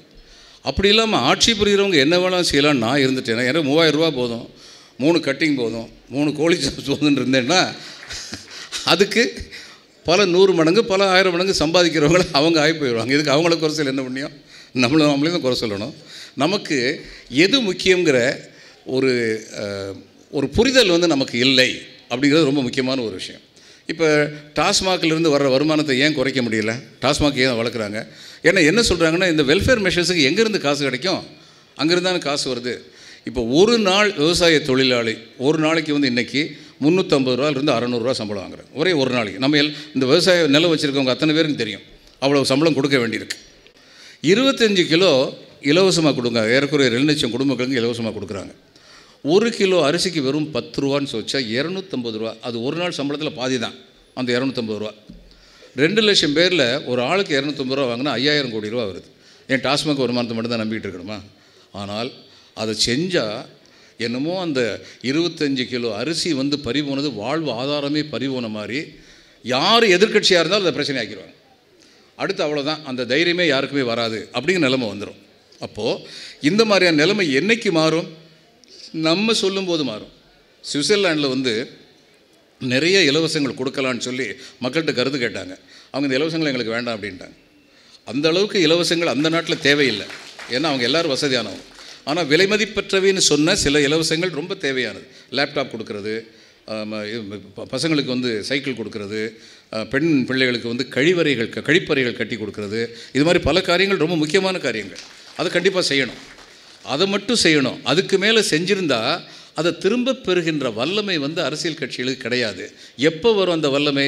நம்ம சொல்லும்போது வரும். ஐயா இது எங்களுக்கு வேண்டாம், இதனால் எங்களுக்கு எந்த பிரயோஜனம் இல்லை, ஏன்னா டூத் பேஸ்ட்லாம் வேண்டாம், கோபால் பல்பொடி கொஞ்சம் இனிப்பாக இருக்குன்னு அதையே வச்சுக்கிறேன் அப்படின்னு சொல்லிடணும். அப்படி சொல்லாத வரைக்கும் இந்த இலவசங்கள் தொடர்ந்துக்கிட்டு தான் இருக்கும். இதுக்கு யாரையும் குறை சொல்லக்கூடாது. அரசியல்வாதி நாமளே தான் குறை சொல்ல வேண்டிய நிலைமையில் வந்து நம்ம இருப்போம். இன்றைக்கி நம்முடைய கடன் சுமை வந்து இது இந்திய அரசுடைய கடன் சுமை ஏறக்குறைய 80 விழுக்காடை தொட்டுக்கிட்டு இருக்குது. நம்முடைய ஜிடிபியுடைய 80 விழுக்காடை தொட்டுக்கிட்டு இருக்குது. ஒரு 60-65 வரைக்கும் தான் வளர்ந்து வர்ற நாடுகளுக்கு வந்து கடன் சுமை சரியான கடன் சுமை, அதுக்கு மேலே கிடையாது, இருக்கக்கூடாது. ஆனால் நம்ம தொடர்ந்து நிச்சயமாக நல்லா வளருவோங்கிற நம்பிக்கையில் அரசு இந்த மாதிரி வாங்குது. இப்போ அரசு இது மாதிரி கடன் வாங்கும்போது அதுக்கு வட்டி கொடுக்கணும்ல. அந்த வட்டி கொடுக்கறதுக்கு நம்மகிட்ட வந்து வரி வசூலித்து வட்டி கொடுப்பாங்க. அதே சமயம் டெவலப்மெண்டல் ஸ்கீமுக்கும் செலவழிக்கணும்ல. அதுக்கு பணம் இல்லைன்னா என்ன பண்ணுவாங்க, இன்னும் வரி விதிப்பாங்க. அப்போ என்ன ஆகும்னா, ஒரு டீ வந்து சாப்பிட்டேன்னா டீ கடைக்கார்ட்ட வந்து அரசாங்கம் போய் சொல்லும், இந்த டீக்கு வந்து ஒன்றும் கிடையாது, அதில் போடுற சீனிக்கு 18% ஜிஎஸ்டி கொடுன்னு சொல்லி கேட்பாங்க. என்ன செய்ய முடியும், நம்ம உருவாக்கிக்கிட்டது. அப்போது எந்த அளவுக்கு கடன் சுமை அதிகரிக்கிறதோ அந்த அளவுக்கு மக்கள் மேலே தான் வரி வந்து இன்னும் அதிகமாக போட வேண்டிய ஒரு சூழ்நிலை வரும். இதெல்லாம் வந்து என்னைக்கு வந்து தெரியும்னா, நமக்கு தெரியணும் இந்த நாடு வந்து நம்முடைய நாடு. இந்த நாட்டில் வந்து இந்த செயல்கள்லாம் நடந்தால் கடைசியில் நம்ம தான் பாதிக்கப்படுவோம், நம்முடைய சந்ததியினர் பாதிக்கப்படுவாங்க. நம்ம வந்து இந்த நாட்டுடைய உரிமையாளர்கள் இல்லை, இந்த நாட்டுடைய தர்மகர்த்தா தான் நம்ம. இந்த நாட்டை வந்து அடுத்த தலைமுறைக்கு பாஸ் ஆன் பண்ண வேண்டிய கடமையில் உள்ளவங்க நம்ம. அப்படிங்கிறத உணர்ந்து செயல்பட வேண்டிய காலகட்டாயம் நமக்கு இருக்குது. நான் இதில் வந்து இந்திய ஆட்சி பணியில் வந்து தேர்வு பெற்று 10 வருஷம் கழித்து எங்கள் அப்பா வந்து, நான் ஊருக்கு போயிருந்தபோது எங்கள் அப்பா அந்த உள்ளூரில் வந்து 3 தரம் கவுன்சிலராக இருந்தாங்க. அவங்க கொஞ்சம் வெளியில் போகலாமா அப்படின்னு கூப்பிட்டாங்க. கூப்பிட்டு வெளியில் போய் காமிச்சு என்கிட்ட சொல்கிறாங்க, எங்கள் காலத்துலலாம் நாங்கள் ரோடு நல்லா தானே வச்சுருந்தோம், ஏன் உங்கள் காலத்தில் ரோடு இப்படி இருக்குது? நீ தானே ஐஏஎஸ் ஆஃபீஸர், கொஞ்சம் பதில் சொல்லு. எனக்கு ஒரு பெரிய எஸ்கேப் ரூட்டு, நான் வெஸ்ட் பெங்கால் காடர், தமிழ்நாடு காடர் இல்லை சொல்லிட்டு அங்கே போனாலும் இந்த கதியாக தான் இருந்தது. அதுதான் உண்மை. அப்போது நம்முடைய பொறுப்புணர்வு எங்கே இருக்கணுங்கிறத பற்றிய தெளிவு மக்களுக்கு இல்லைன்னா ஆட்சியாளர்களுக்கு இருக்காது. இது democracy is a double edged weapon. இங்கே வந்து ஓட் பேங்க் ரொம்ப தேவை. எந்த ஓட் பேங்க் உருவாகணும், தெளிவான அறிவுடைய மக்கள், எங்களுக்கு இவைகளெல்லாம் தேவைகள்னு சொல்லக்கூடிய மக்கள் இருக்கும் பொழுது உருவாகிற ஓட் பேங்க் வந்து நாட்டை வந்து வாழ வைக்கும். அப்படி இல்லைன்னா நாட்டில் வந்து ரொம்ப துயரம் வரும். அதனால் நம்ம எல்லாரும் தெரிஞ்சுக்க வேண்டியது, இன்று நம்முடைய குடியரசு நாள். பாரதியார் வந்து சொன்னார், எப்படிப்பட்ட நாடுன்னு சொல்லி, எந்தையும் தாயும் மகிழ்ந்து குலாவி இருந்ததும் இந்நாடே, அதன் முந்தையர் 1000 ஆண்டுகள் வாழ்ந்து முடிந்ததும் இந்நாடே, அவர் சிந்தையில் 1000 எண்ணங்கள் மலர்ந்து சிறந்ததும் இந்நாடே, இதை வந்தனை கூறி மனதில் இருத்தி என் வாயுரோ வாழ்த்தேனோ, இதை வந்தே மாதரம் என்று வணங்கேனோ அப்படின்னு சொன்னார். அப்படிப்பட்ட திருநாள் இன்னைக்கு நம்முடைய குடியரசு. முதல்ல ஒரு டொமினியன் ரிப்பப்ளிக்காக 1947 ஆகஸ்ட் 15 வந்தது. 2.5 வருஷத்தில் டோட்டல் ரிப்பப்ளிக்காக வந்து மாற்றின பெருமை பண்டிட் ஜவஹர்லால் நேருவுக்கு, அம்பேத்கருக்கு, இந்த மாதிரியான சிந்தனையாளர்கள் இந்த நாட்டுக்கு வந்து அப்படிப்பட்ட ஒரு குடியரசை கொடுத்தாங்க. அதை போற்றி பாதுகாக்க வேண்டிய கடமை நம்ம எல்லாருக்கும் இருக்குது. இன்றைக்கி மற்றவங்கள குறை சொல்கிறத வந்து தயவு செய்து ஒதுக்கி வச்சுருவோம். நம்ம என்ன செஞ்சுருக்கோம். என்எஸ் கிருஷ்ணன் வந்து ஒரு படத்தில் வந்து ஒருத்தர் வந்து சொல்லுவார், என்எஸ் கிருஷ்ணன் வந்து சொல்லுவார், என்எஸ் கிருஷ்ணன் மாதிரி ஒரு சீரியஸ் சிந்தனையாளரை பார்க்குறது ரொம்ப கஷ்டம், ஒரு காமெடியை நடந்துக்கிட்டு. அவர் வந்து ஒரு தடவை வந்து முதலமைச்சர்னு சொல்லிட்டார். அவருக்கு ரஷ்யாவுக்குலாம் போயிட்டு வந்து கொஞ்சம் அரசியல் சிந்தனைகள்லாம் சொல்லி கொடுத்தாரு. உடனே முதலமைச்சர் என்ன சொல்லிட்டாரு, காமெடியனில் அரசியல் பேசுகிறேன் அப்படின்ட்டார். இவர் அடுத்து தன்னுடைய படத்தில் வந்து ஒரு பாட்டு போட்டார், நாட்டுக்கு சேவை செய்ய நாகரீக கோமாளி வந்தானையா, சிரிக்க வைத்து சீர்திருத்தவே சிந்திக்கும் கோமாளி வந்தானையான்னு சொல்லி ஒரு பாட்டு எழுதி விட்டார். அப்போ அந்த என்எஸ் கிருஷ்ணன் படத்தில் வந்து ஒரு சீன் என்ன வரும், ஒருத்தர் வந்து சொல்லுவார், அண்ணே அந்த நம்ம இவன் மாடசாமி இருக்கானே ரொம்ப ரொம்ப மோசமான ஆளுண்ணே, அவனை மாதிரி கந்து ஓட்டி வாங்குறதுக்கு ஆள் கிடையாதுண்ணே, இது கலாட்டா பண்ணுறதுக்கு ஆள் கிடையாதுண்ணே, அவனை மாதிரி வந்து மக்கள் மத்தியில் விரோதம் பண்ணுறதுக்கு ஆள் கிடையாதுண்ணே அப்படின்னு வரிசையாக சொல்லுவார். அப்படியா சரி, பாக்கெட்டில் என்ன வச்சுருக்கு அப்படிம்பார். ஆனால் பாக்கெட்டில் வந்து கொஞ்சம் சில்லறையும் 2-3 நோட்டும் இருக்குண்ணே. எவ்வளோ சில்லறை இருக்குது தெரியலண்ணே. உன் பாக்கெட்டில் உள்ளதே உனக்கு தெரியல, நீ ஊரில் உள்ளவனே அப்படி பேசிக்கிட்டு அப்படின்னு சொல்லுவார். அதனால் இன்றைக்கி நம்ம வந்து சுய பரிசோதனை செய்து கொள்ள வேண்டும். இந்த நாட்டில் வந்து நான் 35 வருஷம் அட்மினிஸ்ட்ரேஷன் இருக்கேன். கோட்டாட்சியர் அவர் வந்து பல ஆண்டுகளாக அட்மினிஸ்ட்ரேஷன் இருக்கார். எங்களுக்கெல்லாம் ஒரு விஷயம் நிச்சயமாக நாங்கள் பார்த்துருக்கோம். ஆட்கள் வந்து போயிட்டுருக்காங்கல்ல, நான் ஒன்று பார்த்துருக்கேன், இந்த நாடே ஆனஸ்ட்டாக இருக்கணும் என் ஒருத்தனை தவிர அப்படின்னு நினைக்கிறவங்க நிறைய பேர் இருக்காங்க. இதுதான் பிரச்சனையே. போலீஸ்காரர் வந்து டிராஃபிக் கான்ஸ்டபிள் பணம் கேட்டார்னா கொடுக்க மாட்டேன்னு சொல்லு, அங்கே மட்டும் 50 ரூபாய் அங்கிட்டு இங்கிட்டு பார்த்து நீட்டி விட்டுட்டு எல்லாரும் நாணயமாக இருக்கணும்னு சொன்னால் நீங்கள் வந்து நியாயத்துக்கு போராடுற குணம் உங்களுக்கு இல்லைன்னா அப்போ நியாயம் நிலைக்காது. இதுதான் உண்மை. அதனால் நம்ம நியாயத்துக்கு போராடுற குணத்தையும் வளர்த்துக்கணும். கொஞ்ச நாளைக்கு முன்னாடி எங்களுக்கு ஒரு நிலம் இருந்தது. அந்த நிலத்தில் வந்து அது ஃபேலோவாக இருந்தது, விளைச்சல் எதுவுமே இல்லாமல் சுற்றி எல்லாமே வந்து அங்கே வந்து ரியல் எஸ்டேட்டாக மாறிடுச்சு. அப்போ நாங்கள் வந்து அக்ரியிலேருந்து நான் அக்ரிக்கு மாற்றணும்னு சொன்னோம். தாசில்தார்லாம் போய் பார்த்துட்டு சர்டிஃபிகேட் கொடுத்துட்டார். ஆனால் அந்த வந்து மழை காரணமாக 11 பனைமரம் வந்து வளர்ந்துருந்துருக்கு. அப்போ தாசில்தார் எங்கிட்ட சொன்னார், ஐயா நாங்கள் வந்து விவசாயம் நடக்கலைன்னு சொல்கிறேன், ஆனால் அங்கே 11 பனைமரம். நான் சொன்னேன் என்ன இருக்கோ அதை எழுதிருங்க. அதுக்கப்புறம் வந்து இவர் அக்ரிகல்ச்சர் ஆஃபீஸர் என்கிட்ட சொன்னார், சார் அது இருக்க வரைக்கும் நீங்கள் வந்து இதில் வந்து உங்களுக்கு நாங்கள் வந்து இது கொடுக்க முடியாது, என்ஓசி கொடுக்க முடியாது. இங்கே வந்து இந்த இதில் உள்ளவங்களாம் அந்த செங்கல் சூளை உள்ள ஆளுங்கள்லாம் என்ன பண்ணுறாங்க, நைட்டோட நைட்டாக எடுத்துகிட்டு போய் எரிச்சிடுறாங்க. அது மாதிரி தான் இங்கே எல்லோரும் பண்ணிக்கிட்டு இருக்காங்க. அதனால் நான் 30 வருஷம் ஐஏஎஸ்சில் இருந்துட்டு நான் அது மாதிரி பண்ணேன்னா ஐஏஎஸ்சில் இருந்ததுக்கே அர்த்தம் இல்லாமல் போயிடும். நான் வந்து கலெக்டர்கிட்ட வந்து நான் வந்து மனு போடுறேன், சார் அது ரொம்ப பெரிய ப்ராசஸ் சார். கலெக்டர் போட்டால் க்ரீன் போர்டுன்னு சொல்லி டிஸ்ட்ரிக்ட் போர்டு இருக்குது, அங்கே போய் போகும். அது தவிர அழிக்கப்பட்ட ஒவ்வொரு மரத்துக்கும் 10 மரம் வளர்க்கணுன்னு ரூல் இருக்குது. நீங்கள் அப்போ 110 மரம் வளர்க்க வேண்டியிருக்கும். அதனால் வளர்த்துட்டு போகிறேன். அதுக்காக கொஞ்சம் செலவுலையும் நிஜம்தான், செலவழிச்சிட்டு போகிறேன். ஆனால் எதுக்காக வேண்டி நான் மரத்தை வந்து யாருக்குமே தெரியாமல் அழிக்கணும்? உடனே அவர் வந்து என்கிட்ட வந்து சொன்னார், சார் இது மாதிரி பேசுனவங்கள பார்த்ததில்லை சார்னார். சரி இப்போ பார்த்துட்டீங்க போங்க, அவ்வளோதானே. So I talk to Karthikeyan இவர் திருநெல்வேலி கலெக்டர்கிட்ட. அவருன்னு சொன்னார், போர்டில் வந்து ப்ளேஸ் பண்ணிடுவோம் சார், நீங்கள் அங்கே இருக்கீங்களே பெங்களூரில் இருக்கீங்களே, நீங்கள் எப்படி மரத்தை பராமரிப்பீங்க? கார்த்திகேயன் இஸ் அவர் டாக்டராக இருந்து ஐஏஎஸ்க்கு வந்தார், ரொம்ப ஸ்ட்ரிக்ட் ஆஃபீஸர். அவர் ஒரு சீஃப் செக்ரட்டரியாக இருந்தாலும் கண்டுக்கிட மாட்டார். ரூல்னால் ரூல் தான். நீங்கள் எப்படி சார் அது மரத்தை பராமரிக்கணும் சார், சும்மா வெறுமனே போட்டால் பிரயோஜனம் கிடையாது. நான் சொன்னேன், தெரியும் அரும்புகள் நீங்கள் ஒரு என்ஜிஓ இருக்காங்க, அது மதிவாணன் வந்து என்னுடைய கசின் பிரதர், 35 வருஷமாக இங்கே இருக்காங்க, எல்லாருக்கும் தெரிஞ்சவங்க, ஃபாரஸ்ட் டிபார்ட்மெண்ட்டோடலாம் சேர்ந்து நிறைய சேவை செஞ்சிட்ருக்காங்க. அரும்புகளுக்கு நான் பொறுப்பு ஒப்படைக்கிறேன், அவங்க இன் ரைட்டிங் கொடுப்பாங்க, நாங்கள் வந்து இந்த மரத்தை பராமரிக்கிறோம், அதுக்கப்புறம் பண்ணுவோம். இன்னும் அந்த ப்ராசஸ் நடந்துக்கிட்டு இருக்குது. இப்போ இந்த ப்ராசஸில் எனக்கு டிலே ஆகுது, அது நிஜம்தான். ஆனால் அதனால் டிலேயான அதனால் என்ன ஆகுது, சில சமயங்களில் சிரமம் கூட வரும். இதில் வந்து கல்கத்தாவுக்கு பக்கத்தில் நியூ சிட்டின்னு ஒரு இடத்துல வந்து எங்களுக்கு வந்து ஒரு 3000 ஸ்கொயர் ஃபீட் நிலம் இருந்தது. அந்த நிலத்துக்கு வந்து என்ன சொன்னாங்கன்னா 7:4ங்கிற ரேட்டில் தான் உங்களுக்கு வந்து ஒயிட் அண்ட் கிரே கிடைக்கும். 1 கோடி 10 லட்சம், 1 கோடி 15 லட்சம்னு வச்சுக்குவோம். அப்போ 70 லட்ச ரூபா தான் ஒயிட்டில் கொடுப்பாங்க, மீது 45 லட்ச ரூபா பிளாக்கில் கொடுப்பாங்க. நான் சொன்னேன், இல்லை நான் முழுசாக எனக்கு ஒயிட்டில் வேணும், நான் பிளாக்கில் வாங்க மாட்டேன். உடனே அந்த பையன் வந்து வாங்க போகிற பையன் என்கிட்ட வந்து சொன்னார், சார் இதனால் ஸ்டாம்ப் டியூட்டி வந்து எனக்கு அதிகமாக கட்ட வேண்டியிருக்கு சார், நீங்கள் எல்லாமே வந்து ஒயிட்டில் கேட்டிங்கன்னா. நான் எவ்வளோ ஸ்டாம்ப் டியூட்டி கட்ட வேண்டியிருக்குன்னு, 6 லட்ச ரூபா எனக்கு அதிகமாக செலவழியணும். நான் சொன்னேன், 1 கோடி 15 லட்ச ரூபா விலை இருக்குல்ல, நீ 7 லட்ச ரூபா எடுத்துக்கோ, எனக்கு 1 கோடி 8 லட்ச ரூபா மட்டும் கொடு, அப்போ நீ ஸ்டாம்ப் டியூட்டி கட்டிட்டு 1 லட்சம் உனக்கு லாபம், நீ எடுத்து வச்சுட்டு போ.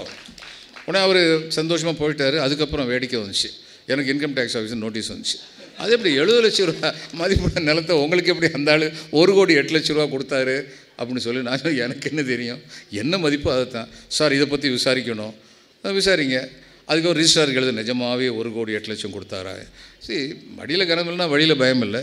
அப்போ இவர் வந்து அந்த பையன் வந்து என்கிட்ட வந்து சொன்னார், நான் ஒன்று தான் கேட்டேன், நீ கொடுத்த பணம் உண்மையிலேயே உங்கள்கிட்ட வந்து வெள்ளையாக இருந்த பணம் தானே, இல்லைனா நீ சிக்கலில் மாட்டிக்குவேன். இல்லை சார் நான் பேங்க்கில் லோன் வாங்கியிருக்கேன் சார். அப்போ எதை பற்றியும் கவலைப்படாது. ஒரு வருஷம் இது போச்சு. நான் என்ன சொல்ல வரேன், அந்த 1 வருஷம் கஷ்டப்படுறோங்கிறனால நமக்கு எந்த விதமான கஷ்டம் கிடையாது. ஏன்னா அந்த 1 வருஷத்துக்கு அப்புறம் உண்மை தானே நிற்கிது. அவங்க யாரும் ஹெராஸ் பண்ணணும்னு நினைக்கலையே, அவங்களுக்கு ஒரு சட்டம் இருக்குது, அந்த சட்டத்தை வந்து அவங்க வந்து அமல்படுத்தணும்னு நினைக்கிறாங்க. இந்த அரசு அதிகாரிகளை பார்த்த உடனே இந்த ஆள் இன்றைக்கி நீ ஹெராஸ் பண்ணுறதுக்கு வந்திருக்கா நினைக்க வேண்டியதில்லை. பல சமயங்களில் அவருடைய கஷ்ட நஷ்டங்கிறத நம்மளால் புரிஞ்சிக்க முடியாது. அவங்களுக்குன்னு ஒரு சட்டம் இருக்குது, அந்த சட்டத்திட்டத்தை பயன்படுத்தணும். அப்போது ஒரு நாடு அப்படிங்கிறது வந்து அரசு மட்டும் உரையிறது கிடையாது. இப்போ பெங்காலை பற்றி உங்களில் பல பேருக்கு ஒரு அபிப்பிராயம் இருக்கும். பெங்காலும் நக்சலைட் ரொம்ப. இந்த விஸ்வநாதன் எனக்கு ஒரு பேட்ச்மேட்டு ஃபாரின் சர்வீஸில் இருந்தார். அவர் விஸ்வநாதன் என்கிட்ட வந்து கலாட்டை பண்ணுவார், என்னையே இதில் ஸ்ரீலங்காவில் வந்து அம்பாசடராக போடுவாங்க, நான் கள்ளத்தோணி ஏரியாவது எங்கள் வீட்டுக்கு வந்துடுவேன், நீ பெங்கால் போகிற வீட்டில் எல்லாத்தையும் சொல்லிட்டு போ, ஏன்னா அது அவ்வளோ நல்ல இடம் இல்லைன்னு சொல்லி என்னை அனுப்பி வச்சார் பெங்காலுக்கு. அப்படிப்பட்ட இடம்னு எல்லாம் நினச்சிக்கிட்டு இருந்தாங்க. ஆனால் நான் பெங்காலில் வேலை பார்த்தது ரொம்ப மகிழ்ச்சியோட வேலை பார்த்துருக்கேன். அங்கே ஐஏஎஸ் ஐபிஎஸ்ன்னு மரியாதை கிடையாது. மக்களுக்கு உண்மையாக சேவை செய்யறதுனா உயிரே கொடுப்பாங்க, இல்லைனா யாரையுமே கண்டுக்க மாட்டாங்க. அப்படிப்பட்ட இடம் அந்த இடம் வந்து பெங்காலில் உள்ள ரொம்ப பெரிய விஷயமா நான் என்ன பார்த்தேன்னா, அதுதான் இந்தியா பூரா இருக்குன்னு ஆசைப்பட்றேன். என்னென்னா, the state is more powerful than the government. இது ரொம்ப முக்கியமான விஷயம். அந்த மாநிலம் அந்த அரசை விட பலம் வாய்ந்தது. அதுக்கு என்ன அர்த்தம்? மக்கள் வந்து அரசுங்கிறதுக்காக தலையாட்டிக்கிட்டு இருக்க மாட்டாங்க, கேள்வி கேட்பாங்க, நிச்சயமாக கேள்வி கேட்பாங்க. அப்படி கேள்வி கேட்கிற மனப்பான்மை இந்தியா முழுமைக்கு வரணும், நேர்மையான கேள்வியாக இருக்கணும். இது ரொம்ப முக்கியம். இப்போ சமீபத்தில் வந்து நான் படித்தேன், யாரோ ஒருத்தர் என்னமோ பேசிட்டாரான், கவர்மெண்ட்டு வந்து ஸ்டேட்டு மேலே நான் வந்து இது நடத்த போகிறேன், கலகம் நடத்த போகிறேன்னு சொல்லிட்டாரு. அதை கேட்டோடனே என்னுடைய கையில் இந்த மட்பாண்டம் கீழே விழுந்துருச்சு, எனக்கு 250 ரூபா நஷ்டம் அப்படின்னு ஒருத்தர் கேஸ் போட்டிருக்காரு. இது ஒரு கேஸு, இதெல்லாம் ஆரம்பத்திலே டிஸ்கஸ் பண்ண வேண்டிய கேஸ். ஆனால் அப்படிலாம் போடுறாங்க. அப்படி இல்லாமல் எதையுமே வந்து நேர்மையான விஷயத்துக்கு கேள்வி கேட்கிற மனநிலை நம்ம வந்து வளர்த்துக்கணும். நாடுங்கிறது கடைசியில் வந்து நாம் இருக்கும் நாடு நமது அப்படிங்கிறது இன்னும் நம்ம அறியலை.